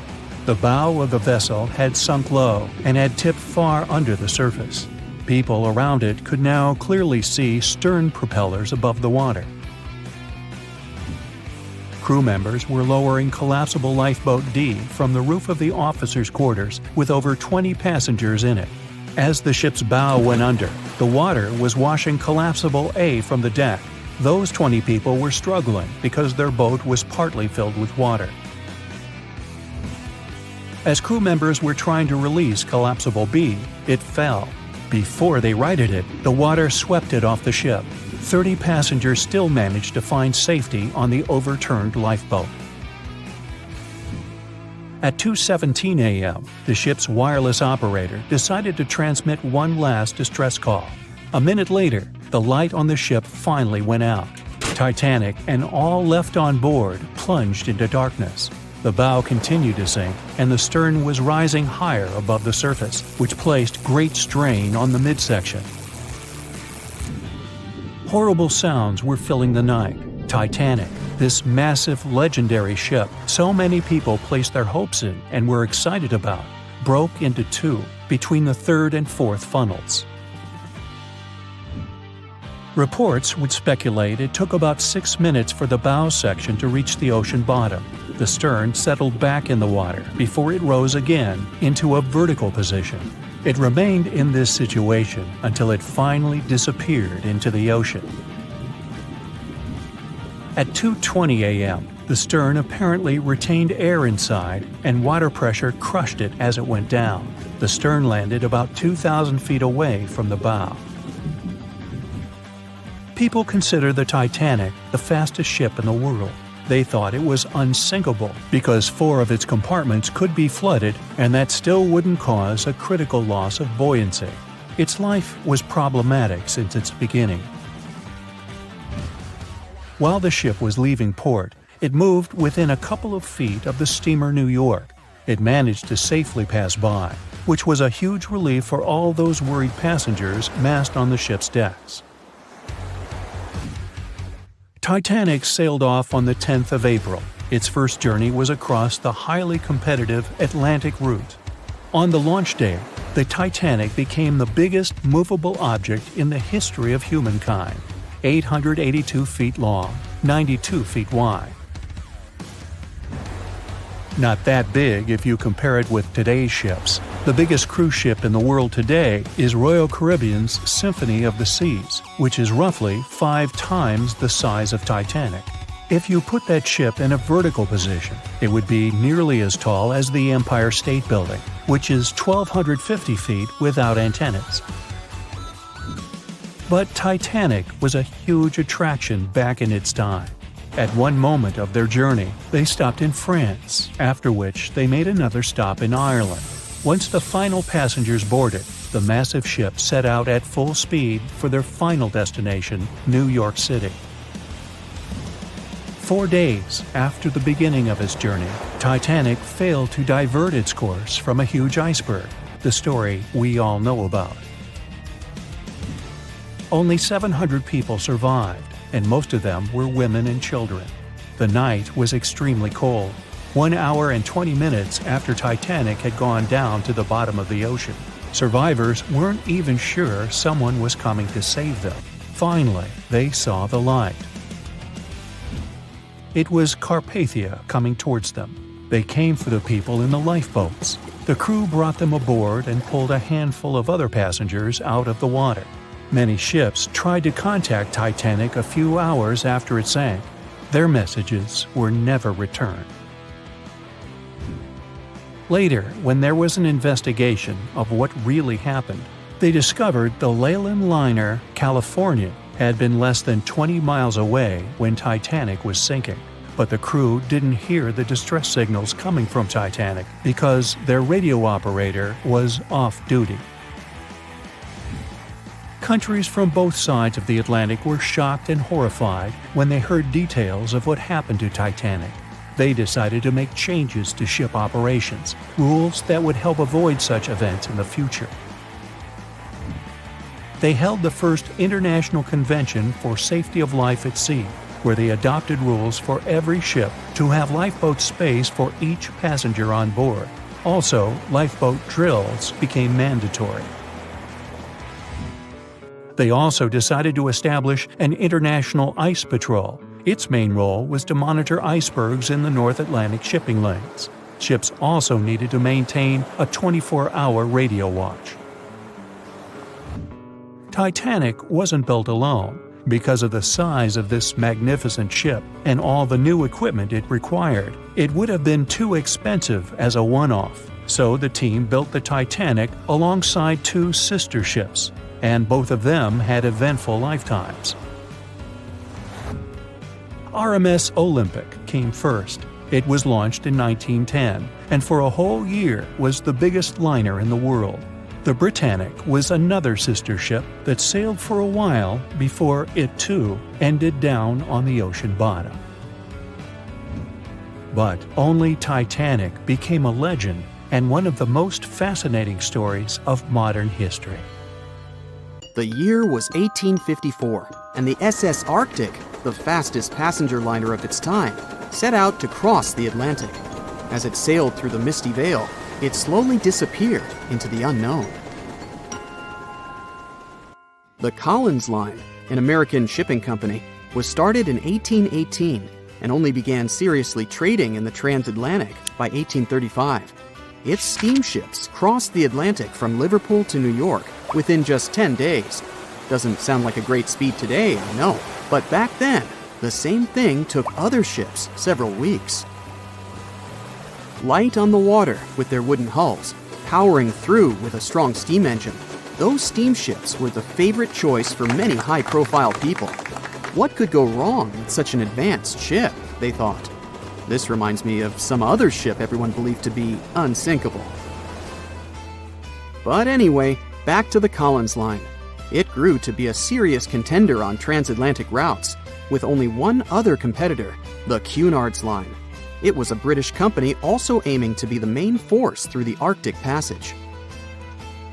In 1835, the company received a new ship that traveled to Liverpool and came back to New York with the largest cargo ever at that time.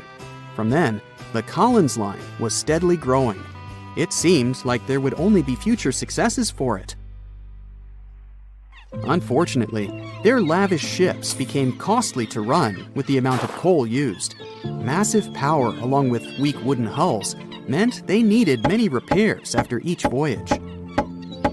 So, every trip ended up being expensive. But since the ships were safe and had a great reputation, people were willing to pay the price, and the company was definitely not in crisis. They had achieved something no one had managed to do before them. Like I told you, their ships crossed the Atlantic in a whopping 10 days, and Edward Collins, the owner, was very determined to maintain the pace. Their 5 ships easily outran the Cunard's Line of only 3. With this great praise, it provided more attention. Though the Cunard's ships were slower with their iron hulls, they believed there was still profit, regardless of how slowly they sailed. Among Collins' ships, the Arctic, the third of them to be launched, was the largest, reaching 284 feet long, with 2 side-lever steam engines, each with 1,000 horsepower. The paddle wheels made 16 revolutions a minute when at full speed. At the time of its launch, the press called it the most stupendous vessel ever constructed in the United States. But glamour and fame couldn't avoid what would come next. On the 27th of September, the Arctic was on its journey from Liverpool to New York, continuing a speed pace through the thick fog. It's possible that by that moment, after 4 years of record-breaking trips, the crew became overconfident with their sailing and the ship. Going only 50 miles from Newfoundland, they carelessly continued through the fog with no radio contact, sonar, or any other form of identifying objects, equipped only with Morse code. A smaller ship, the SS Vesta, which operated as a fishing vessel, often worked around Newfoundland. It was passing through the same path as the Arctic and crashed into its side. Shocked by the collision, the captain of the Arctic offered help to the much smaller Vesta, but it was soon clear that the damage that seemed minor on the Arctic was far worse. Beneath the waterline, a hole was letting water into the hull. The cost of the much faster wooden hull now seemed less valuable.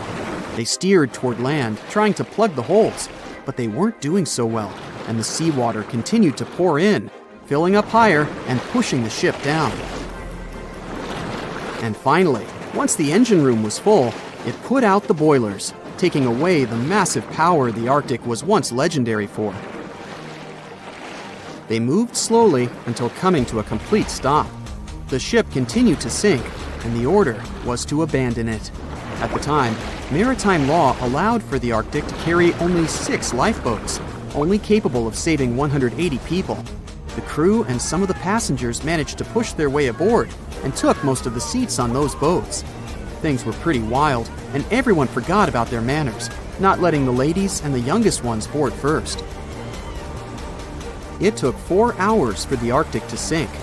150 crew and 250 passengers were on board. Those that weren't able to find a lifeboat made a desperate attempt to build their own rafts from parts of the ship. 2 days later, only 3 boats made it safely to the shore. The other 3 were never found. Believe it or not, the rescue party also saved some people that had been clinging to the wreckage for 2 days. Unlike the crew, the captain went down with the Arctic, but amazingly survived. He would be only one of 85 people that made it out of the 400 on board. When the news arrived 2 weeks later, the public responded with great sadness to the losses. Great anger soon followed towards the poor safety measures and the crew. The press published demands to change the laws for more lifeboats. It only made sense to have enough for every person on board a ship. But they ignored those requests. This neglect would lead to more disasters in the future. Enough lifeboats would only come into maritime law some 60 years later, after the disaster of the Titanic. Edward Collins' wife and 2 children were also aboard the ship and didn't return. He was heartbroken, but didn't stop running his business. The Collins line still had a reputation to uphold, the biggest, fastest, and most luxurious on the Atlantic. Edward Collins would now build an even better ship than any other. It was named the Adriatic, and it was the largest ship in the world, 354 feet long. With 2 alternating steam engines that had never been built of this size. These steam engines at the time were at the height of engineering, though today you can only see them in models and toys. With the new addition of 2 masts, the Adriatic would also be able to sail if needed. Luckily, they made some lessons from the disaster of the Arctic. But before their new ship, the Adriatic, was built, another disaster had occurred. The sister ship of the Arctic had also sunk. They believed this second ship was desperate to stay in front of the Cunard's line and hit an iceberg somewhere during the race. This weird contest took the lives of 141 people. The desperation of Collins and his weakly built hulls pushed the company towards bankruptcy in 1858. The newly built Adriatic, costing over $1 million, had only made 1 voyage in the end. And even that voyage was considered a disaster. The ship collided with a tugboat. It still managed to finish its maiden voyage at a suitable time. After the company had gone bankrupt, they had to sell the ship for only $50,000. They removed the great giant engines, replacing them with only sails. Although it was once the greatest ship on the high seas, it was only 30 years later until it was abandoned, labeled irreparable, and anchored in a river. The other remaining ships were also sold and only used for parts. Edward Collins left the industry altogether, seeking work on dry land instead. As the Collins line was no longer in the mix, the Cunards would grow in strength. Without competition, they would win the Blue Ribbon for the next 30 years, and 180 years later, after producing hundreds of ships. They still have a constant presence on the seas as they provide transatlantic crossings, world voyages, and leisure cruises. To this day, the Cunard line is the only one to run ships between Europe and America, and it's great proof that it's not always the fastest that's the best. Thick fog is rising over the ocean as the sun is slowly sinking towards the horizon. It's hard to see further away than a few dozen feet, but that's enough to notice a hulking, skeletal shape in the distance. As your ship approaches the figure, your heart beats faster, and then you make out the details of another vessel, abandoned by the looks of it. ghost ships do exist, and their mysteries aren't always solved. Take MV Hoita, for example. It was a wooden vessel built in 1931 as a luxury yacht.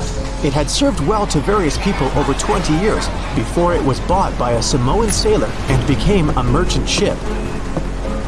In 1955, though, Hoita's service came to an abrupt and mysterious end. On October 3rd, it set sail for another trading voyage that should have taken no more than 48 hours. Delays happen in the sea, so when Hoita didn't arrive on October 5th as scheduled, there was little worry yet. But then it failed to come on the following day too. There was no distress signal or any other sign of Hoita's presence anywhere between its departure and arrival points.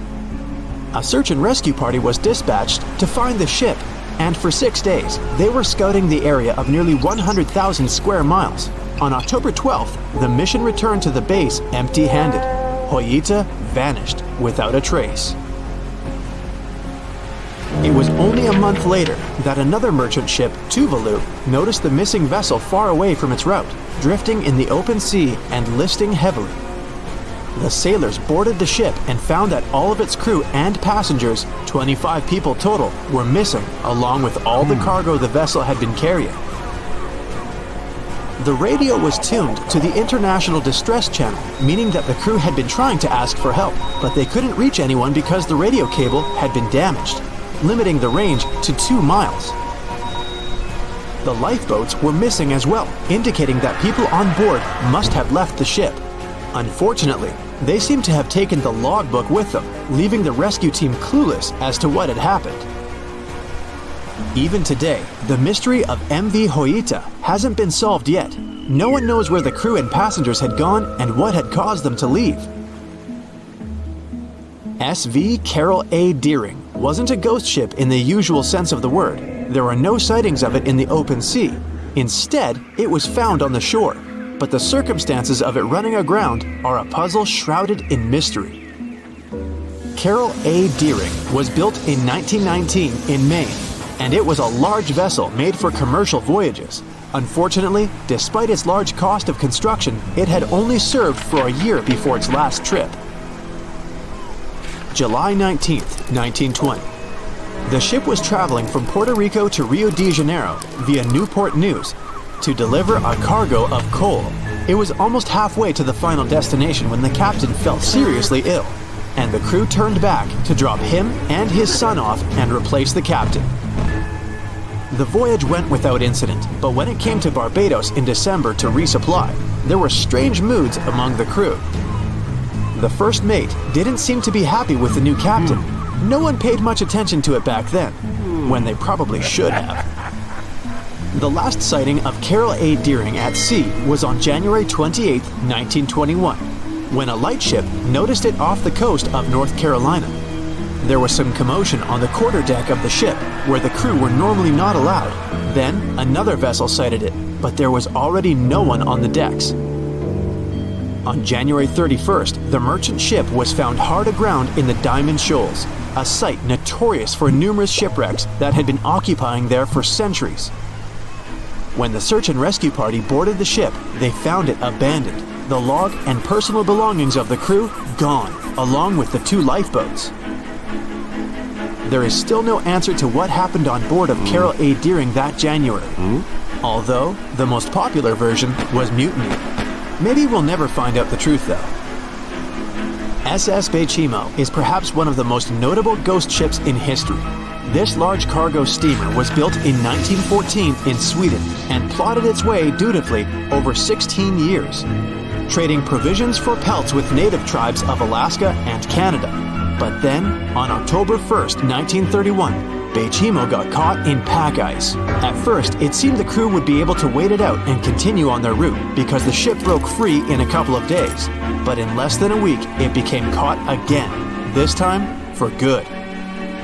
In another week, a rescue party was sent to fetch 22 of the Bechimo's crew, while another 15 remained behind to wait through the winter if necessary and get the ship back. But a month later, after a powerful blizzard struck their camp, the sailors went out of their shelters only to find the ship gone. Luckily, a few days later, a native hunter told them Bechimo hadn't been lost yet. He'd seen it about 45 miles from where they had been stationed. They managed to track it down, but decided the ship wouldn't survive the winter. So they took the most valuable cargo from its hold and abandoned it. They were wrong though. SS Bechimo did survive that winter, and many more that followed. When the ice broke, it sailed away on its own, drifting listlessly along the shores of Canada and Alaska. There were numerous sightings of the ghost ship, sometimes adrift in the open sea, and at other times stuck in the pack ice again. People attempted to board and salvage it, but weather conditions or lack of equipment always prevented them. SS Bechimo was last sighted by native Alaskans in 1969, 38 years after its abandonment. What became of it later remains unknown. The story of SS Orang Medan is one of the most puzzling and harrowing ghost ship stories of the 20th century. No one even knows for sure if the ship even existed in the first place. It wasn't recorded in Lloyd's Shipping, the International Register of Ships, which makes it either a tall tale or a vessel that avoided being officially recognized for some shady reasons. In any case, the accounts as to what happened to the Medan vary. According to most reports, it was carrying some unknown cargo in the Indonesian waters when a distress call was received by another ship in the vicinity. The officer on duty heard an SOS message, but its contents are different depending on the accounts. The message did not repeat, and the crew of Medan didn't answer to any attempts to contact it back. The ship that received the distress call hurried to the rescue, but they only reached the vessel the following day, when it was already drifting and slightly listing. When the rescuers boarded the ship, they found that none of the crew had survived. However, one lifeboat was missing, which implied that there was at least one crew member who managed to escape. What happened to the rest of the people on board remains a mystery to this day. Still, there are no hard facts about this story, so we might never find out whether SS Orang Medan was actually a ship and not a thing of fiction. SV Zabrina was a 3-mast sailing barge built in 1873 for river trade ships in South America. She served for well over 4 decades, proving to be a sturdy and reliable ship. It was later transferred to Europe, where it continued serving its purpose well. But then, in October 1917, Zabrina set sail on a regular voyage only to be found ashore several days later. Mysteriously, although the ship was perfectly intact, the entire crew of 5 and the captain were gone. There is no direct evidence or hard facts as to what really happened that day. The most convincing theory is that the crew were washed away from the deck because of an underwater explosion. And then the ship sailed ahead without them.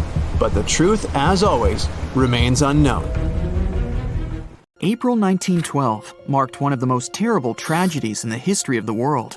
The most unsinkable vessel, the pinnacle of engineering at that time, the huge Titanic, sank. On that dark, moonless night, the ship had many chances to save its passengers. There was another ship just a few miles away that could have saved the Titanic, but it didn't.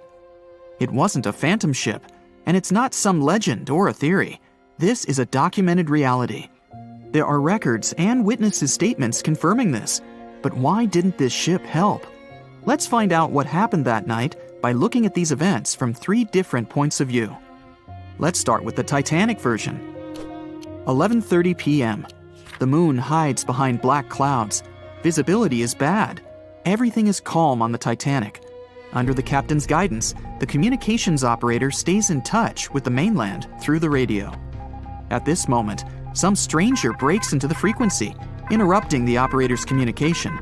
It's unclear what this strange man wants and what he's talking about. The operator doesn't try to figure it out. He shouts at the guy, demanding him to disconnect. The connection is interrupted. At 11:40 p.m., the Titanic crashes into an iceberg. The ice breaks the hull. Water begins to flood the lower decks. Nobody is panicking yet. 20 minutes later, at midnight, the ship's crew sends a distress signal through the radio frequency. Few people understand how bad the situation really is. After 20 minutes, at 12:20 a.m., they start lowering lifeboats with passengers. At 12:25 a.m., they receive a response to the distress signal. This is RMS Carpathia. Their captain reports they're already sailing at maximum speed towards the Titanic. But the problem is that the crash site is 58 miles away. This means Carpathia will only be here in 4 hours. At 12:45 a.m., the sinking ship's crew release rockets into the air. These flares are one of the main reasons for the terrible fate of many passengers, but more on that later. 90 minutes later, the Titanic's deck breaks and the ship dives underwater. At 4:10 a.m., the Carpathia finally arrives at the shipwreck location.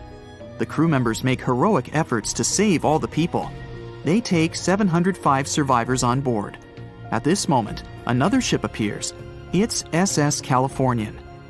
The Carpathia sails towards the New York coast with all the people. The Californian floats in search of passengers and finds nothing but wreckage.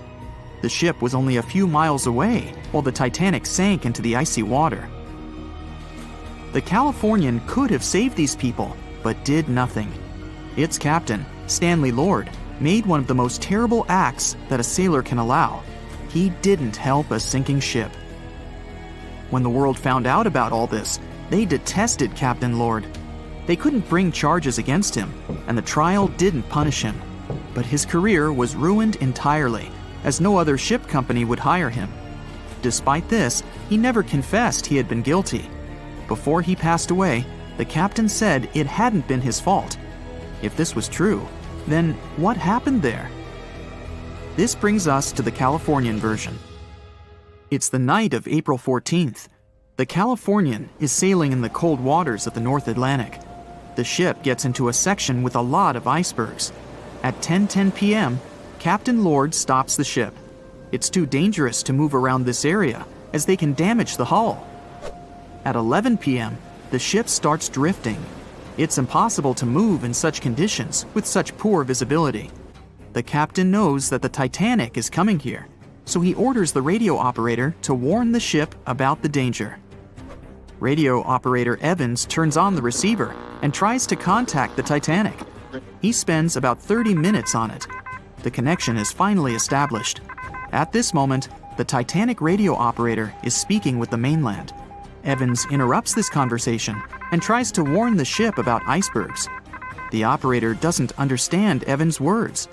He's annoyed because Evans broke into the channel so brazenly.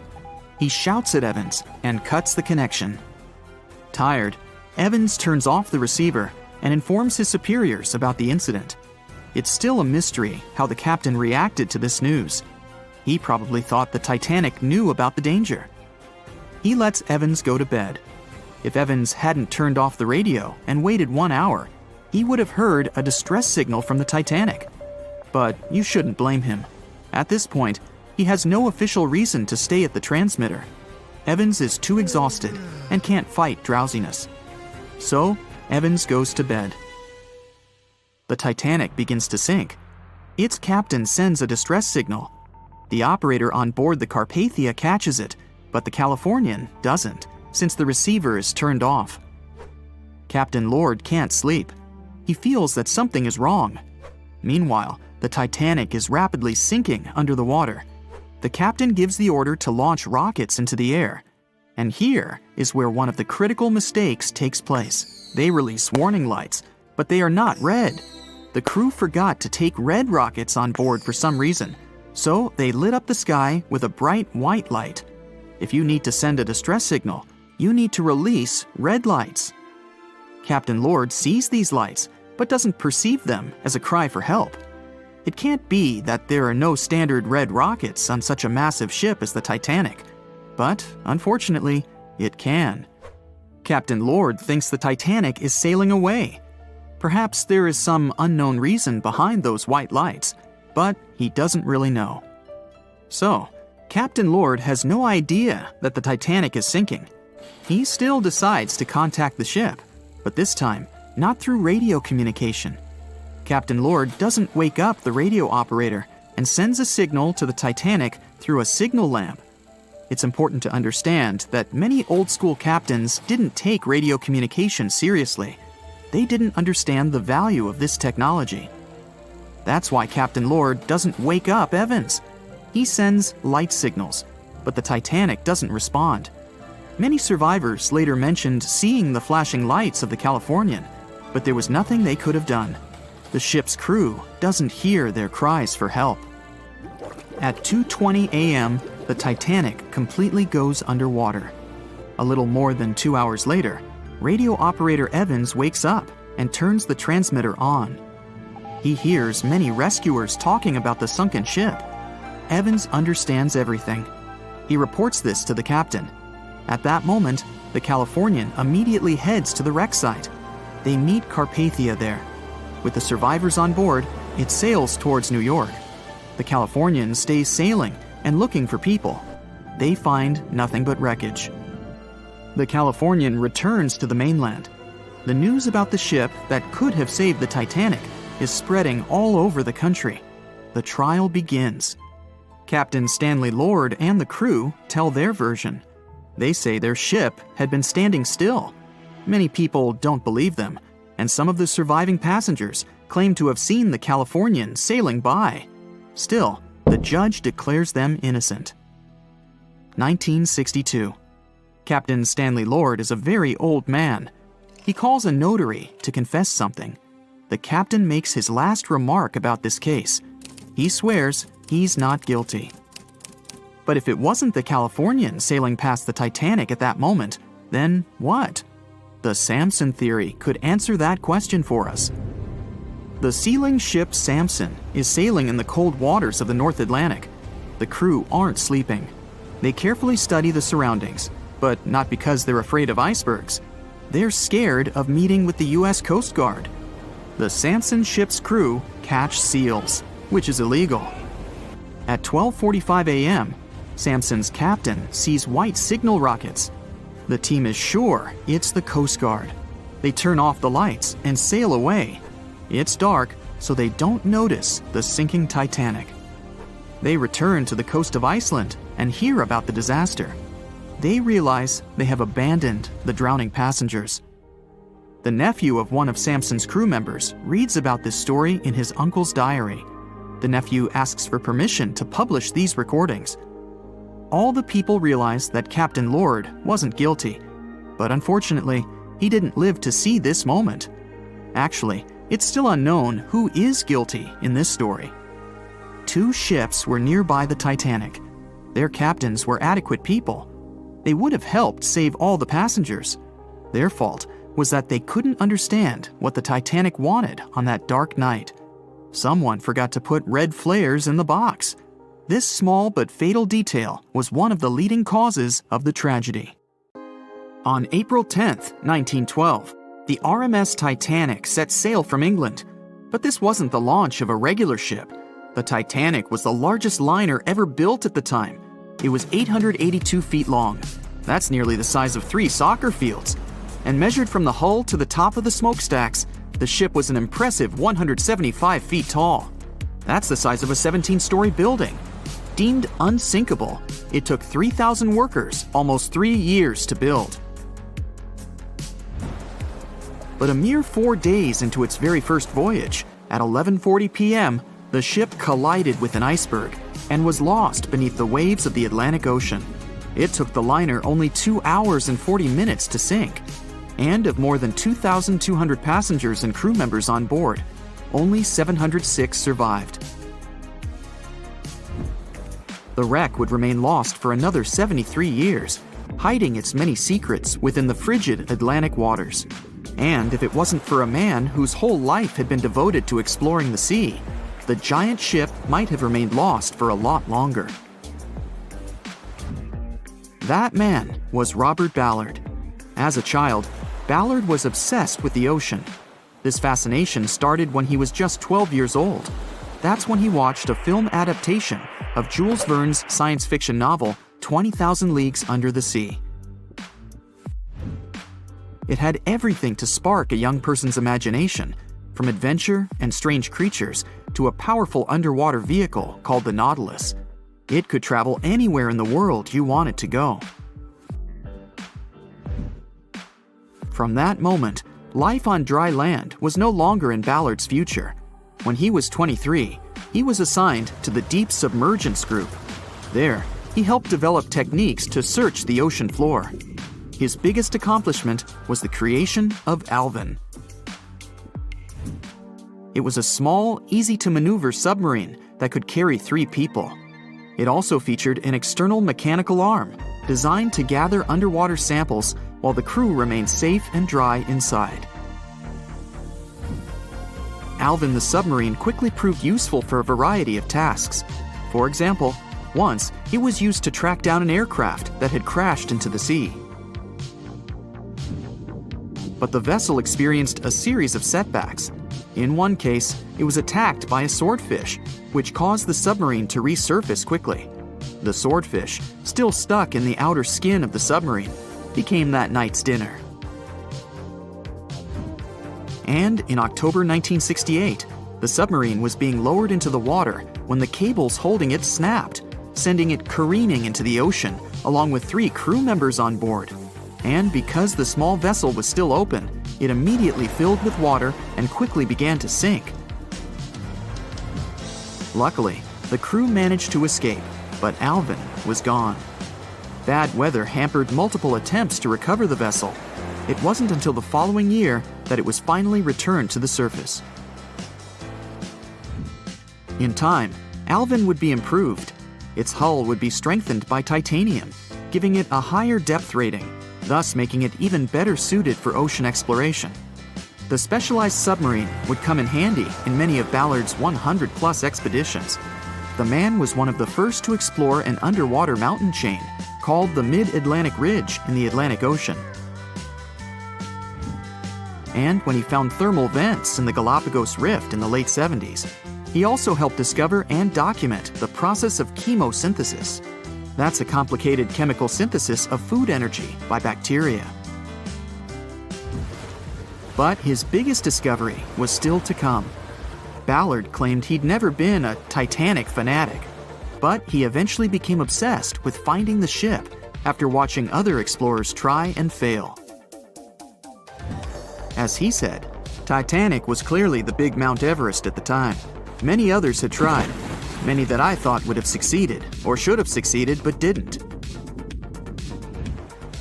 Ballard began thinking about finding the ship as early as 1973, and 4 years later, he actually made an attempt. He used the deep-sea salvage vessel Sea Probe, which was a drill ship equipped with cameras and sonar. But he was forced to give up when the drilling pipe broke. It just wasn't his time. In the early 80s, a Texas oil man named Jack Grimm tried to find the wreck on 3 different occasions. Once, Grimm was actually right over the Titanic, but his equipment failed to detect it. That's what we call extreme bad luck. Ballard was just biding his time. He needed a plan and some help. The first issue was getting down to the bottom of the Atlantic. The furthest down he had ever traveled before was 20,000 feet, and this trip took him 3 hours, and that didn't include the way back up. Ballard knew he could use Alvin, already enhanced with a titanium hull to withstand the pressure of the ocean. But he also needed something that didn't require him to actually go down with it. An unpiloted remote-controlled submarine would be ideal. But first, he would have to create one. He reached out to the authorities, hoping they would provide funding for his project. And though officials had no interest in the Titanic, they were willing to help.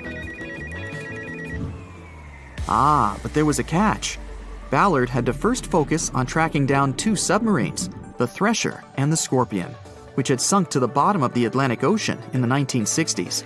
The authorities were hoping to study them to find out why they had sunk in the first place. They also wanted to know if they could be recovered or if it was safe to leave them on the ocean floor. Only when he had successfully completed this task would he be free to use any remaining time on his contract to find the Titanic. With no other options for funding, Ballard took the offer. He got to work. First, he created 2 new devices. Argo was an unpiloted deep-towed undersea video camera sled. It was designed to take photos and record videos from a series of cameras mounted on it. It could work at depths of up to 20,000 feet, and it could also explore nearly 98% of the ocean floor. Argo was supposed to be tethered to a boat. As the boat moved, Argo would be pulled behind, floating just above the ocean floor. The camera would then transmit images to the surface.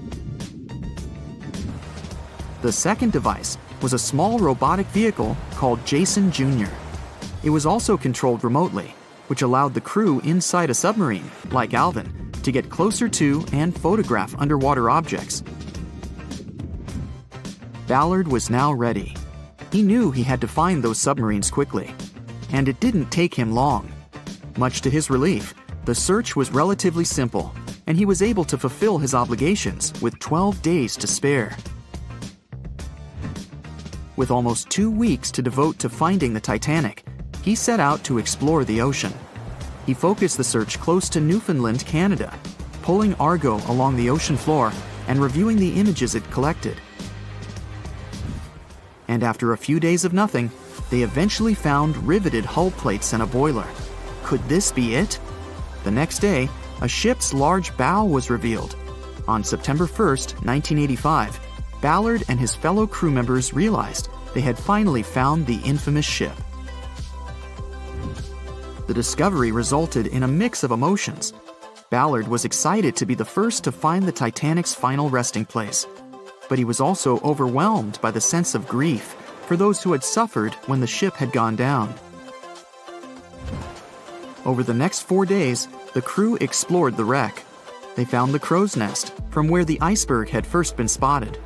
Plus, there was finally evidence of how the massive ship had split in two before sinking, with both halves of the ship found. There was furniture and dinnerware, and sadly, several leather shoes of those who hadn't made it to safety were scattered about the ocean floor. Ballard succeeded where others had failed and became an instant celebrity around the world. You'd think that locating the Titanic would be enough for one man, but not for Ballard. In 2019, he took on the challenge of solving another mystery, the disappearance of Amelia Earhart. Earhart had attempted to be the first woman to fly around the world. Unfortunately, she disappeared somewhere over the Pacific Ocean in 1937. She and her plane were never found. Ballard hoped that his luck with the Titanic would help with finding where Earhart had gone down, but his expedition failed to find anything. And though Robert Ballard has found more shipwrecks than anybody else, it's only the tip of the iceberg. It's estimated that there are over 3 million shipwrecks in the ocean, and Ballard has only located 100 of them. Now, in his late 70s, the man is hoping to encourage young people to continue his work of exploring the ocean and its many mysteries. In 1989, he started the Jason Learning Project to inspire grade school students to pursue science, technology, engineering, and math. He has his own research vessel called the EV Nautilus, after the name of the submarine in Jules Verne's novel, a fitting tribute to the story that inspired his career. The night was dark and scary. A few hundred people were sitting in lifeboats, not knowing what would happen next or what their lives would look like from that moment on. All they knew was the giant ship they had been sailing on just a couple of hours earlier disappeared in front of their eyes. They were alone, waiting for help. Is anyone even coming? They had no idea if the rest of the ships that were traveling relatively close to them had heard their call for help. There was nothing else to do but wait. The Titanic, an iceberg, and one night, April 14th, 1912. It's one of the most famous stories from modern history that everyone talks about, even now, more than 100 years later. The 16 lifeboats on board could only accommodate a little more than 50%, 1,178 people, of the total number of passengers that were on board. And many of them were still half empty. In one of them, there was a little 2-month-old girl, Milvina Dean, the youngest passenger on board the giant ship. Her parents had decided to leave England because they wanted to build a better life in the United States. Her father had some family in Kansas, and he hoped they could start their own business there. The Dean family didn't actually choose to be on board this giant legendary liner, but because of a coal strike, they got transferred there, so they boarded it at Southampton as third-class passengers. Milvina's father felt when their ship hit the iceberg on that cold and seemingly peaceful night. He immediately went up to investigate. When he saw that people were panicking and that the crew members were giving warnings on the actual danger of the situation, he rushed to their cabin to find his wife. He told her to dress the children and quickly go up on deck. The crew members gave the order to get the lifeboats ready and start transferring women and children there first. It was a chance for at least some family members to get to safety. Milvina, her mother, and her brother got in Lifeboat 10. They were among the first off the liner out of the 706 crew members and passengers who managed to escape the sinking ship. Later, the liner called Carpathia heard their call for help, came for the passengers, and took them to New York. Her father, unfortunately, stayed behind them and didn't manage to save himself. Milvina grew up in Ashurst, England, which wasn't far from where she set sail on the ship. She spent her life working as a secretary and an assistant in small businesses in Southampton. She never married. Milvina always used to say she never spoke about the whole Titanic thing because she remembered nothing about it, so she didn't want people to think she was just drawing attention to herself. But in 1985, a French-American team got together and located the wreck of the Titanic. It was around 370 miles east of Mistaken Point, Newfoundland, in water that was more than 2 miles deep. That's when they confirmed the ship split in two. For decades, people believed the ship sank in one piece. They thought the only significant damage was the damage the hull got from its contact with the iceberg. In reality, it broke in half, right between its third and fourth funnels. It happened shortly before the ship disappeared under the surface of the water, and the whole thing, starting from the moment when they hit the iceberg, lasted around 2 hours and 40 minutes.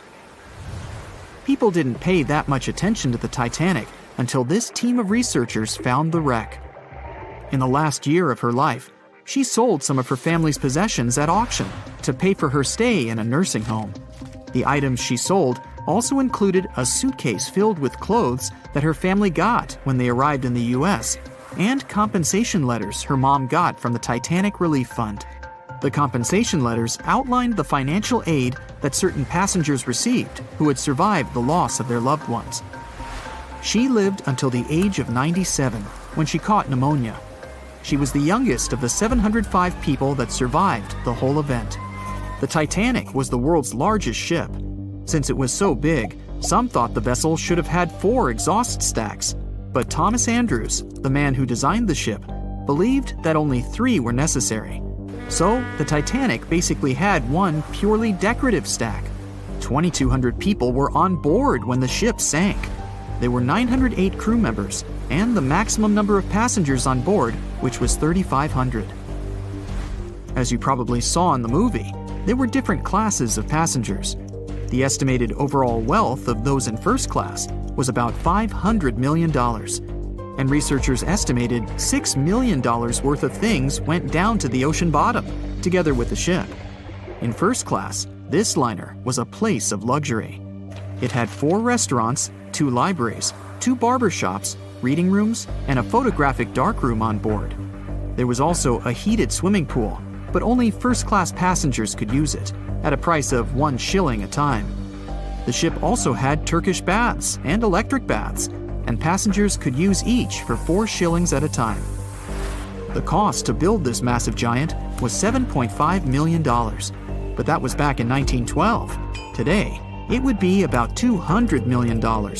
First-class tickets cost $2,560 at the time, which is today's equivalent of $61,000. What would you get in these expensive cabins? A sitting room, 2 bedrooms, 2 wardrobe rooms, and a bathroom. Would you pay that much for those luxuries? Teams of researchers still haven't explored many areas on the Titanic. It's still very, very hard to access them with underwater vehicles. There was a lifeboat drill scheduled for the same day the Titanic sank, but it was called off for some reason. The crew had done just 1 lifeboat drill, and that was when the ship was still docked. But even if the crew members had been properly trained and each lifeboat had been filled, the capacity was still not enough to save each and every passenger. The Titanic was the biggest movable object in the world at that time. On May 31st, 1911, its immense hull made its way down the slipways and ended up in the River Lagan in Belfast. Over 100,000 people were there to see the launch, which took just a little more than a minute and went off without a hitch. The people who were in charge of the ship immediately towed the hull to a mammoth fitting-out dock. Thousands of workers spent most of the next year there working hard, building the decks and constructing all those luxury interiors that gave the Titanic its specific look. They were also installing the 29 giant boilers that would power the ship's 2 main steam engines. All that to get the title unsinkable. The ship had more than just one fatal flaw. You may have heard of one of its design flaws. The airtight bulkheads weren't completely sealed on top. This allowed water to flow from one compartment to another, which eventually sank the liner. And Titanic had more flaws. High sulfur content, cold temperatures, and high speeds largely affected the steel of the vessel's hull and the iron of its rivets. The steel here shattered, while the rivets popped out relatively easily. This was the reason the Titanic sunk 24 times faster than we'd expect. There are many theories about what really led to the sinking of such a giant. And one says a full moon from a couple of months before could be one of the reasons. It may have created very strong tides that sent a flotilla of icebergs southward. This was right in time for the Titanic's maiden voyage. Research says an optical illusion prevented the ship from getting help. One famous British historian, Tim Moulton, thought the atmosphere on the night of the sinking created specific conditions that made it very hard for the crew members to spot icebergs. They partially caused something called superrefraction. The extraordinary bending of light causes miraging, and several ships in the area recorded it. Not only did this prevent the crew from seeing the troublesome iceberg in time, but it also stopped one of the ships that could have offered help from identifying the call for help and communicating with the Titanic crew. Also, some say the ship was traveling too fast. From the start, they blamed the skipper for sailing such a big liner at such a high speed, 22 knots, through the cold and unpredictable waters of the North Atlantic, which was full of hidden icebergs. April 1912 marked one of the most terrible tragedies in the history of the world. The most unsinkable vessel, the pinnacle of engineering at that time, the huge Titanic, sank. On that dark, moonless night, the ship had many chances to save its passengers. There was another ship just a few miles away that could have saved the Titanic, but it didn't. It wasn't a phantom ship, and it's not some legend or a theory. This is a documented reality. There are records and witnesses' statements confirming this, but why didn't this ship help? Let's find out what happened that night by looking at these events from 3 different points of view. Let's start with the Titanic version. 11:30 p.m. The moon hides behind black clouds. Visibility is bad. Everything is calm on the Titanic. Under the captain's guidance, the communications operator stays in touch with the mainland through the radio. At this moment, some stranger breaks into the frequency, interrupting the operator's communication. It's unclear what this strange man wants and what he's talking about. The operator doesn't try to figure it out. He shouts at the guy, demanding him to disconnect. The connection is interrupted. At 11:40 p.m., the Titanic crashes into an iceberg. The ice breaks the hull. Water begins to flood the lower decks. Nobody is panicking yet. 20 minutes later, at midnight, the ship's crew sends a distress signal through the radio frequency. Few people understand how bad the situation really is. After 20 minutes, at 12:20 a.m., they start lowering lifeboats with passengers. At 12:25 a.m., they receive a response to the distress signal. This is RMS Carpathia. Their captain reports they're already sailing at maximum speed towards the Titanic. But the problem is that the crash site is 58 miles away. This means Carpathia will only be here in 4 hours. At 12:45 a.m., the sinking ship's crew release rockets into the air. These flares are one of the main reasons for the terrible fate of many passengers, but more on that later. 90 minutes later, the Titanic's deck breaks and the ship dives underwater. At 4:10 a.m., the Carpathia finally arrives at the shipwreck location. The crew members make heroic efforts to save all the people. They take 705 survivors on board. At this moment, another ship appears. It's SS Californian. The Carpathia sails towards the New York coast with all the people. The Californian floats in search of passengers and finds nothing but wreckage. The ship was only a few miles away while the Titanic sank into the icy water. The Californian could have saved these people, but did nothing. Its captain, Stanley Lord, made one of the most terrible acts that a sailor can allow. He didn't help a sinking ship. When the world found out about all this, they detested Captain Lord. They couldn't bring charges against him, and the trial didn't punish him. But his career was ruined entirely, as no other ship company would hire him. Despite this, he never confessed he had been guilty. Before he passed away, the captain said it hadn't been his fault. If this was true, then what happened there? This brings us to the Californian version. It's the night of April 14th. The Californian is sailing in the cold waters of the North Atlantic. The ship gets into a section with a lot of icebergs. At 10:10 p.m., Captain Lord stops the ship. It's too dangerous to move around this area, as they can damage the hull. At 11 p.m., the ship starts drifting. It's impossible to move in such conditions with such poor visibility.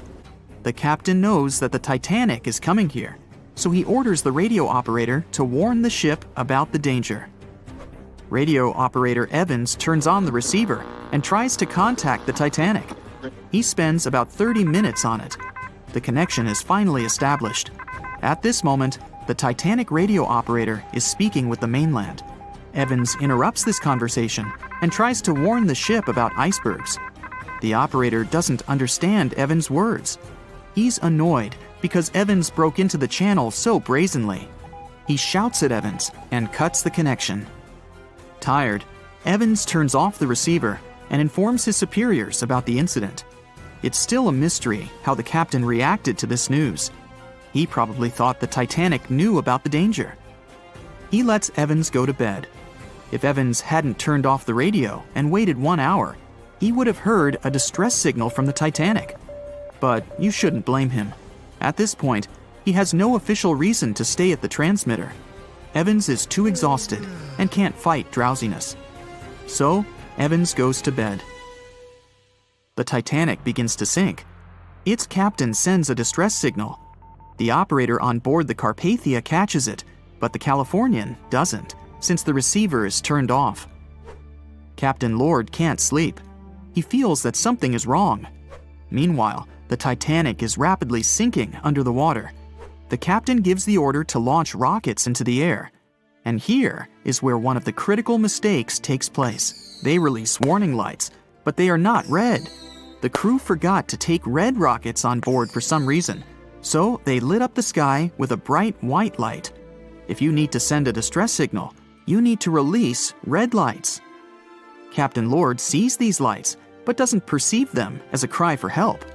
It can't be that there are no standard red rockets on such a massive ship as the Titanic. But, unfortunately, it can. Captain Lord thinks the Titanic is sailing away. Perhaps there is some unknown reason behind those white lights, but he doesn't really know. So, Captain Lord has no idea that the Titanic is sinking. He still decides to contact the ship, but this time, not through radio communication. Captain Lord doesn't wake up the radio operator and sends a signal to the Titanic through a signal lamp. It's important to understand that many old-school captains didn't take radio communication seriously. They didn't understand the value of this technology. That's why Captain Lord doesn't wake up Evans. He sends light signals, but the Titanic doesn't respond. Many survivors later mentioned seeing the flashing lights of the Californian, but there was nothing they could have done. The ship's crew doesn't hear their cries for help. At 2:20 a.m., the Titanic completely goes underwater. A little more than 2 hours later, radio operator Evans wakes up and turns the transmitter on. He hears many rescuers talking about the sunken ship. Evans understands everything. He reports this to the captain. At that moment, the Californian immediately heads to the wreck site. They meet Carpathia there. With the survivors on board, it sails towards New York. The Californian stays sailing and looking for people. They find nothing but wreckage. The Californian returns to the mainland. The news about the ship that could have saved the Titanic is spreading all over the country. The trial begins. Captain Stanley Lord and the crew tell their version. They say their ship had been standing still. Many people don't believe them, and some of the surviving passengers claim to have seen the Californian sailing by. Still, the judge declares them innocent. 1962. Captain Stanley Lord is a very old man. He calls a notary to confess something. The captain makes his last remark about this case. He swears he's not guilty. But if it wasn't the Californian sailing past the Titanic at that moment, then what? The Samson theory could answer that question for us. The sealing ship Samson is sailing in the cold waters of the North Atlantic. The crew aren't sleeping. They carefully study the surroundings, but not because they're afraid of icebergs. They're scared of meeting with the U.S. Coast Guard. The Samson ship's crew catch seals, which is illegal. At 12:45 a.m., Samson's captain sees white signal rockets. The team is sure it's the Coast Guard. They turn off the lights and sail away. It's dark, so they don't notice the sinking Titanic. They return to the coast of Iceland and hear about the disaster. They realize they have abandoned the drowning passengers. The nephew of one of Samson's crew members reads about this story in his uncle's diary. The nephew asks for permission to publish these recordings. All the people realize that Captain Lord wasn't guilty, but unfortunately, he didn't live to see this moment. Actually, it's still unknown who is guilty in this story. 2 ships were nearby the Titanic. Their captains were adequate people. They would have helped save all the passengers. Their fault was that they couldn't understand what the Titanic wanted on that dark night. Someone forgot to put red flares in the box. This small but fatal detail was one of the leading causes of the tragedy. So in 2017, over 25 million people boarded cruise ships all over the world. Now, if you're keeping count, that's more than the total population of Greece. It's become America's favorite choice when it comes to going on vacation. It's easy to see why hopping aboard a cruise ship becomes more popular each year. Heading out on a cruise is also coming back in style with newer generations. 2/3 of Gen Y and millennials say that cruising is their new preferred type of vacation. How's that? Well, let's see. It's easy to plan in advance. On board, you can find activities for all family members, and you get a chance to visit several different destinations in one trip. An added bonus of booking a cruise? You can sample various places for a future time off. The entertainment on board is often top-notch, providing passengers with an added taste of luxury. And the amenities and accommodations are generally very reliable. Not to mention that it gives tourists that feeling of actually getting away from everything that people strive for while out of the office. Royal Caribbean International is one of the largest cruise lines in the world, with just over 19% of the cruise market as of 2018. Its current fleet is divided into many different classes of ships, including the Voyager class, Radiance, and Quantum. The latest addition to the Royal Caribbean International's impressive fleet was built in 2018. Wonder of the Seas is now the largest cruise ship in the world. Since this spectacular liner has just had her maiden voyage in March 2022, let's look at some of the incredible perks it has to offer its passengers. For starters, the boat is so big that it had to be split into neighborhoods. Well, it figures since Wonder of the Seas can accommodate almost 7,000 passengers. Fond of New York? Well, no worries. Wonder of the Seas has a central park of its own, with an estimated 10,000 plants to check out. The ship's central park is a feature of all Oasis-class ships, being one of the so-called neighborhoods. Let's look at some other areas, shall we? Like this boardwalk, a place that includes an arcade, a candy store, and a sports bar. It's best suited for long walks. There's a pool and sports zone on Wonder of the Sea. These areas feature the ship's numerous pools and hot tubs. There are many activities to check out on the sports court.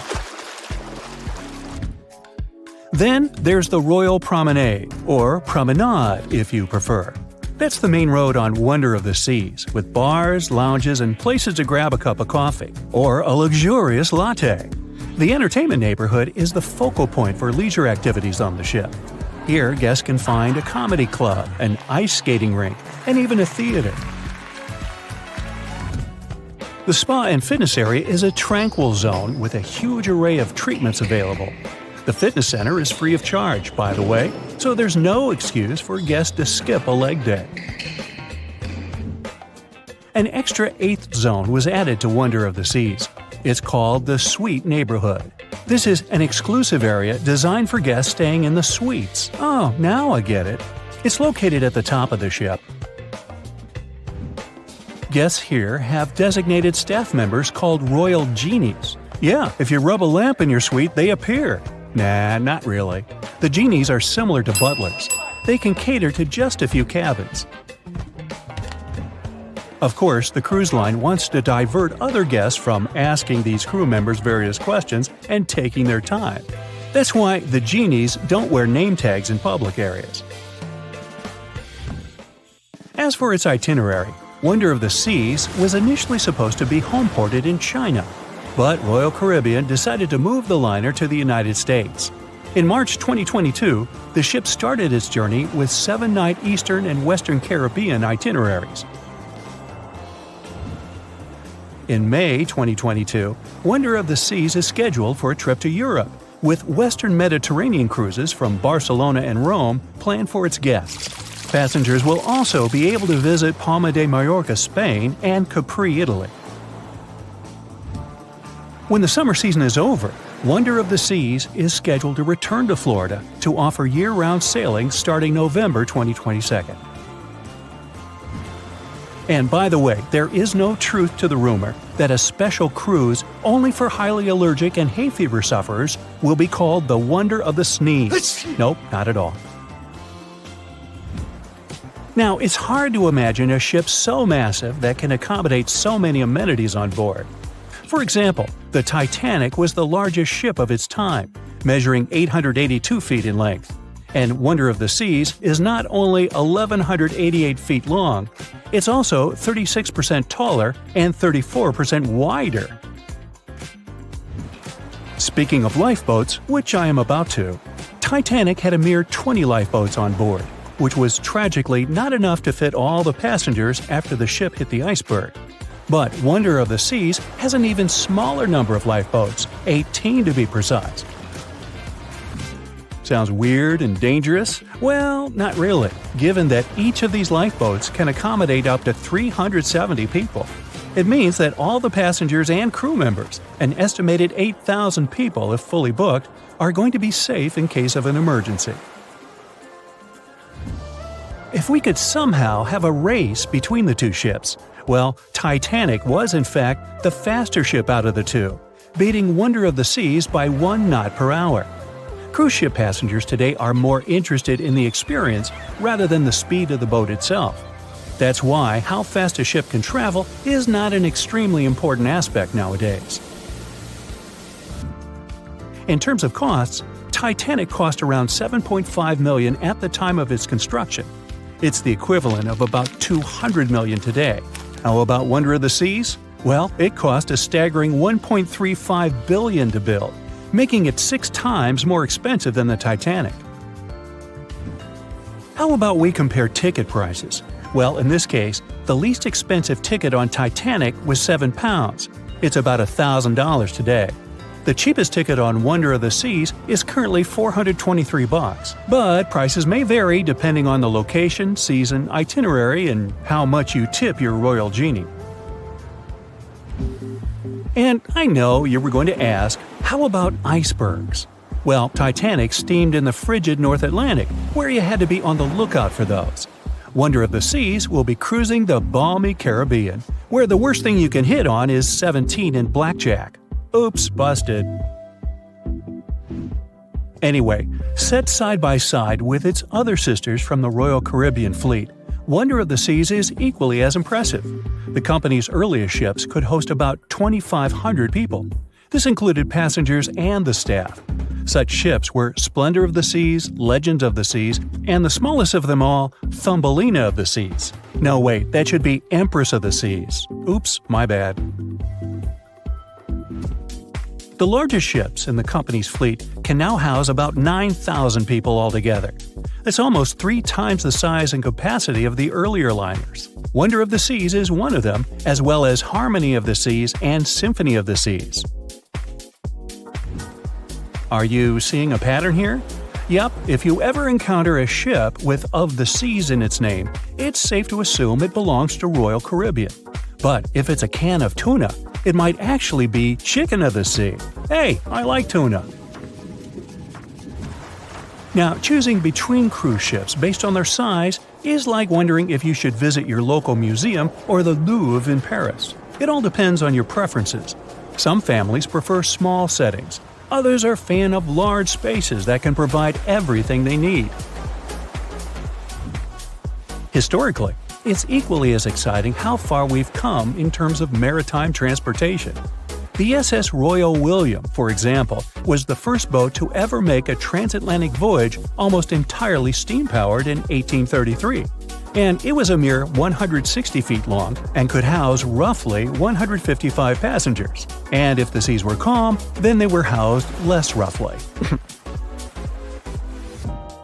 Similarly, the first modern megaship in the world was the MS Sovereign of the Seas.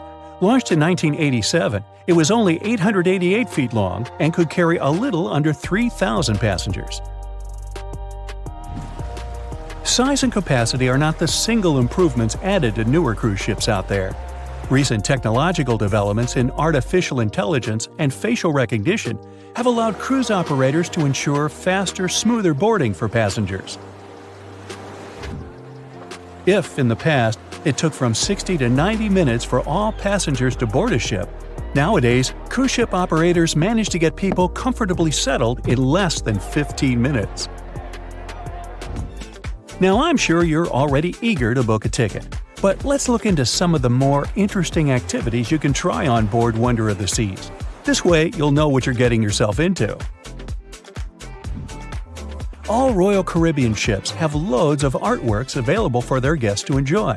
But Wonder of the Seas goes above and beyond, even featuring statues of astronauts in key locations around the ship. You'll find the first astronaut looking through the glass at the promenade, while a second one is busy rock climbing at the boardwalk. The third and last astronaut is more of a movie fan. This statue can be found near the movie screen sitting area. Going astronaut sightseeing is proving to be quite the experience among guests. In the areas with no access to sunlight, Wonder of the Seas features virtual balconies. In case of bad weather, guests can still have a feeling of the outdoors, but without having to hide from wind or rain. Teenagers have a place of their own reserved on the ship. There's a special club with a private hot tub, selfie area, games, and comfortable seating. The inside part of this club features a vending machine, an interesting collection of literature, and tables for foosball. Well, sign me up. Meet Arthur John Priest. No, he isn't famous for being a painter or for discovering some long-lost treasure. He didn't invent some cool gadget or break any world records. No, Arthur John Priest is famous simply for being unsinkable. Proving one can be both lucky and unlucky at the same time, Priest was involved in, and survived, several mishaps at sea, including the fateful maiden voyage of the Titanic. Priest was not a rich man interested in sailing for pleasure. He was part of the working class, employed as a stoker or fireman, stuck for hours within the hot bowels of large steam-powered vessels. His job was dirty and difficult.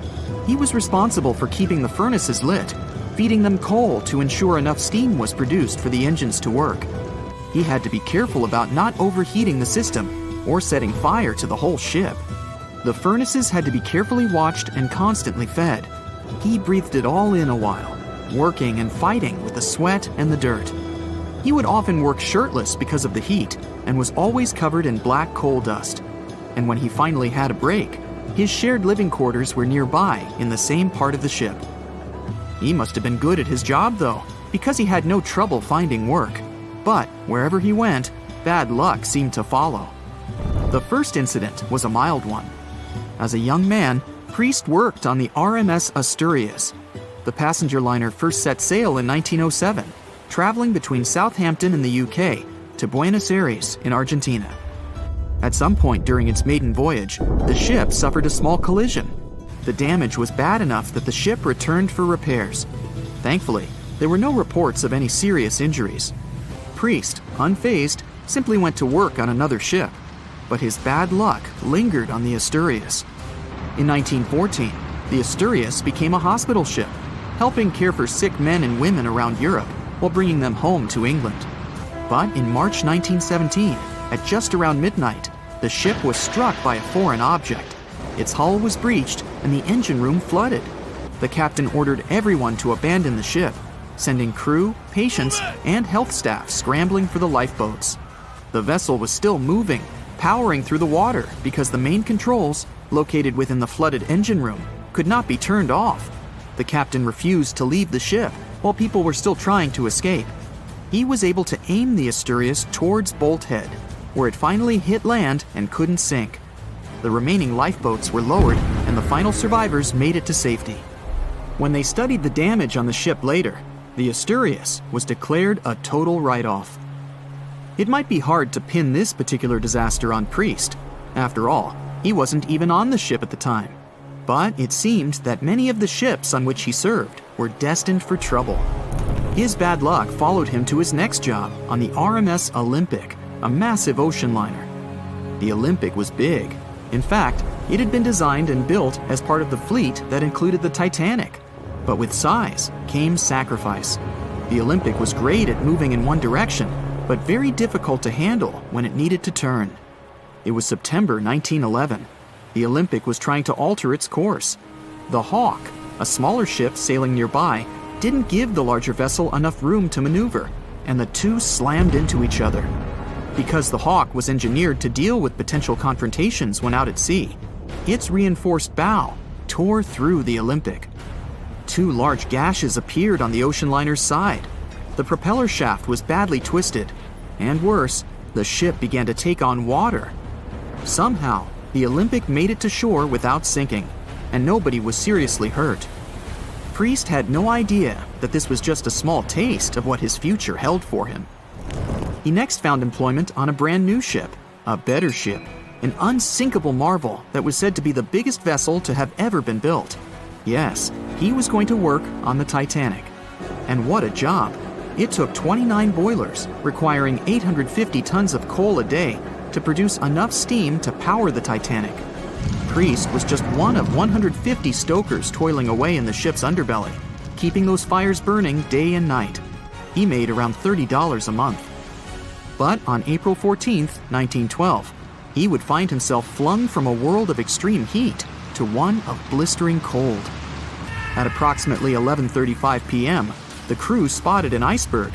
The Titanic tried to avoid it, but the alarm had been sounded too late. 5 minutes later, the two collided. The iceberg tore through the hull, and the once watertight compartments inside were badly ruptured. As the cold Atlantic water flooded in, the ship began to sink. Distress signals were sent, but the closest ship, the Carpathia, was over 3 hours away. In the dark of night and stuck in the middle of nowhere, the crew and passengers panicked. Those who could scrambled for the lifeboats. Others jumped into the icy waters. In total, only 706 survived that terrible night. Priest, at the time of the collision, was down in the ship's lower quarters. He was on break, relaxing from a hard day of work. And as the ship went down, so did his chances of survival. He and his fellow workers were in the most dangerous position on the ship. They had to make their way through a maze of corridors and gangways, some of which were flooded, in a mad dash to the deck. And then they faced the frigid water, jumping in and desperately swimming to safety. The ocean was so cold that Priest even suffered frostbite before finding his way onto a lifeboat. He was one of only 44 stokers to survive that night. After an experience like that, most of us would never set foot on a boat again. But Priest had to work. His next job also ended in disaster. He was offered employment on the HMS Alcantara.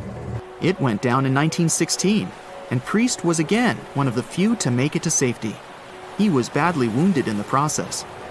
But he kept pressing his luck, and his next job as a stoker may have felt eerily familiar. He would be working on a ship built by the same people behind both the Olympic and the Titanic. And this ship, named the Britannic, was the biggest of the three. It was also believed to be a superior vessel, fitted with new safety features after the Titanic sank. For example, it had 48 open lifeboats, 46 of which were the largest ever used on a ship before. 2 of these were even motorized and equipped with special communication devices. The good news? The Britannic survived its first trip without incident. It was already doing better than the Titanic ever did. However, on November 21st, 1916, the Britannic was shaken by a loud explosion while traveling through the key channel in the Aegean Sea. The hull was damaged, and some of the compartments began to fill with water. But, unlike the Titanic, the Britannic had been designed for just such an emergency. It had been fitted with 5 watertight bulkheads. Intact, these would help keep the ship safe and floating for a much longer period of time. But there was one issue. Portholes along the lower decks had foolishly been left open. As the ship tilted, the portholes let in water, which flooded the Britannic and hastened its descent into the sea. This effectively made those watertight bulkheads useless. The ship was going down fast, much faster, in fact, than the Titanic had sunk. 35 of the lifeboats were successfully launched, saving most on board. Of the 1,066 passengers and crew, 1,036 survived. Priest, his luck intact, was one of them. And yet, he still wasn't done with a life at sea. He accepted a position as a stoker on the Donegal. It was a smaller passenger ferry that had been converted for use as a hospital boat. In April 1917, it was struck by a foreign object while fleeing an unsafe situation, and though he suffered from a head injury, Priest was again one of the survivors. It took experiencing 2 collisions and 4 sinkings before Priest was finally ready to retire. In fact, he reportedly said he only gave it up because no one wanted to sail with him. Can you blame them? He would live out the rest of his life on dry land in Southampton, England, with his wife Annie and their 3 sons.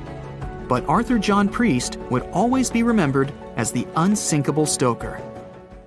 It was September 12, 1990. In those times, way before instant messaging and Zoom calls, a little girl was looking for pen pals. Zoe was aboard a ship from England to Belgium on vacation with her parents. She was only 10 years old at the time, but was a very clever schoolgirl. She took a piece of paper and started putting some words together. She introduced herself, then wrote about how she liked ballet and playing the flute and the piano. Of course, she couldn't help but mention her 2 adored pets, a little hamster she called Sparkle and her fish Speckle. She also put down the address at which she could be reached in case someone was interested in writing back to her. But alas, she was at sea. Who could she send this message to? An interesting idea came to her mind.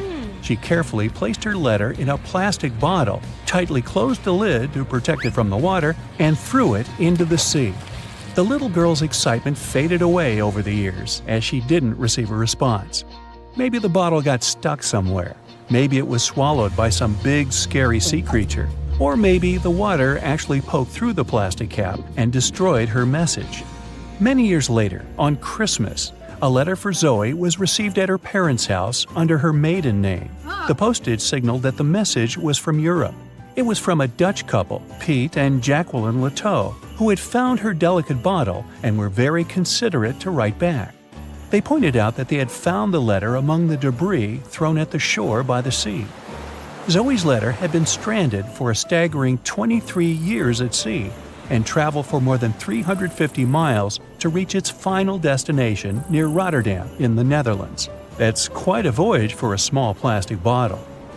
A story similar to that of Zoe is the strange connection between 2 little boys. A little German boy named Frank Uzbek was on a boat traveling to Denmark when he got the same idea as Zoe. He was 5 years old at the time he put together a message and threw it into the unknown. The year was 1987. He got his response years later when he was 29. His letter, just like the one Zoe would send a couple of years later, had been at sea for 24 years. His message was found by a boy named Daniel Korotkin while he was on a walk with his parents on the Curonian Spit near the Baltic Sea. Daniel was lucky that his father knew enough German to translate the message. The unlikely friends eventually met via video call in 2011. Not all message-in-a-bottle stories have been explained away. In 2013, a Croatian surfer came across a damaged bottle while near the Adriatic Sea. The message it contained dated back to 1985, and it was from a man named Jonathan. The sender was eager for his letter to reach a woman named Mary, and he also expressed his keenness for her to respond. Since the letter was supposedly sent from Nova Scotia, the bottle had to have traveled a mind-boggling 3,700 miles. The message went from the Atlantic Ocean, entered the Mediterranean Sea, and reached the Adriatic shores in Croatia. The identities of neither John nor Mary were ever discovered. There are also messages in a bottle with wonderful love stories to share. This was the case for Ake and Paulina Viking. When Ake, a lonely Swedish sailor, placed a letter in a bottle and threw it in the Mediterranean Sea, he had no idea the piece of paper would eventually reach his future wife. This was in the early 1950s. The bottle was found by an Italian man who was inspired enough to give it to his niece, Paulina. After a year of back-and-forth letters being exchanged, Ake and Paulina eventually met and got married. Having decided to share their story with the world, they became somewhat of a celebrity couple for the time. They even shared video footage of their wedding with the world, and their story was featured in a bunch of newspapers. This fortunate event started a movement between young people looking for love, increasing the number of messages being thrown out at sea in search of a fairy tale ending. Not all the stories that started out like this eventually worked out, though. In 1945, an American named Frank Hayostak placed a similar message to that of Ake's in a bottle and threw it in the waters. Almost a year later, his letter was found by an Irish woman. Her name was Brenda O'Sullivan. Their years of correspondence soon caught the attention of the media at the time, but their friendship never flourished because of the added pressure.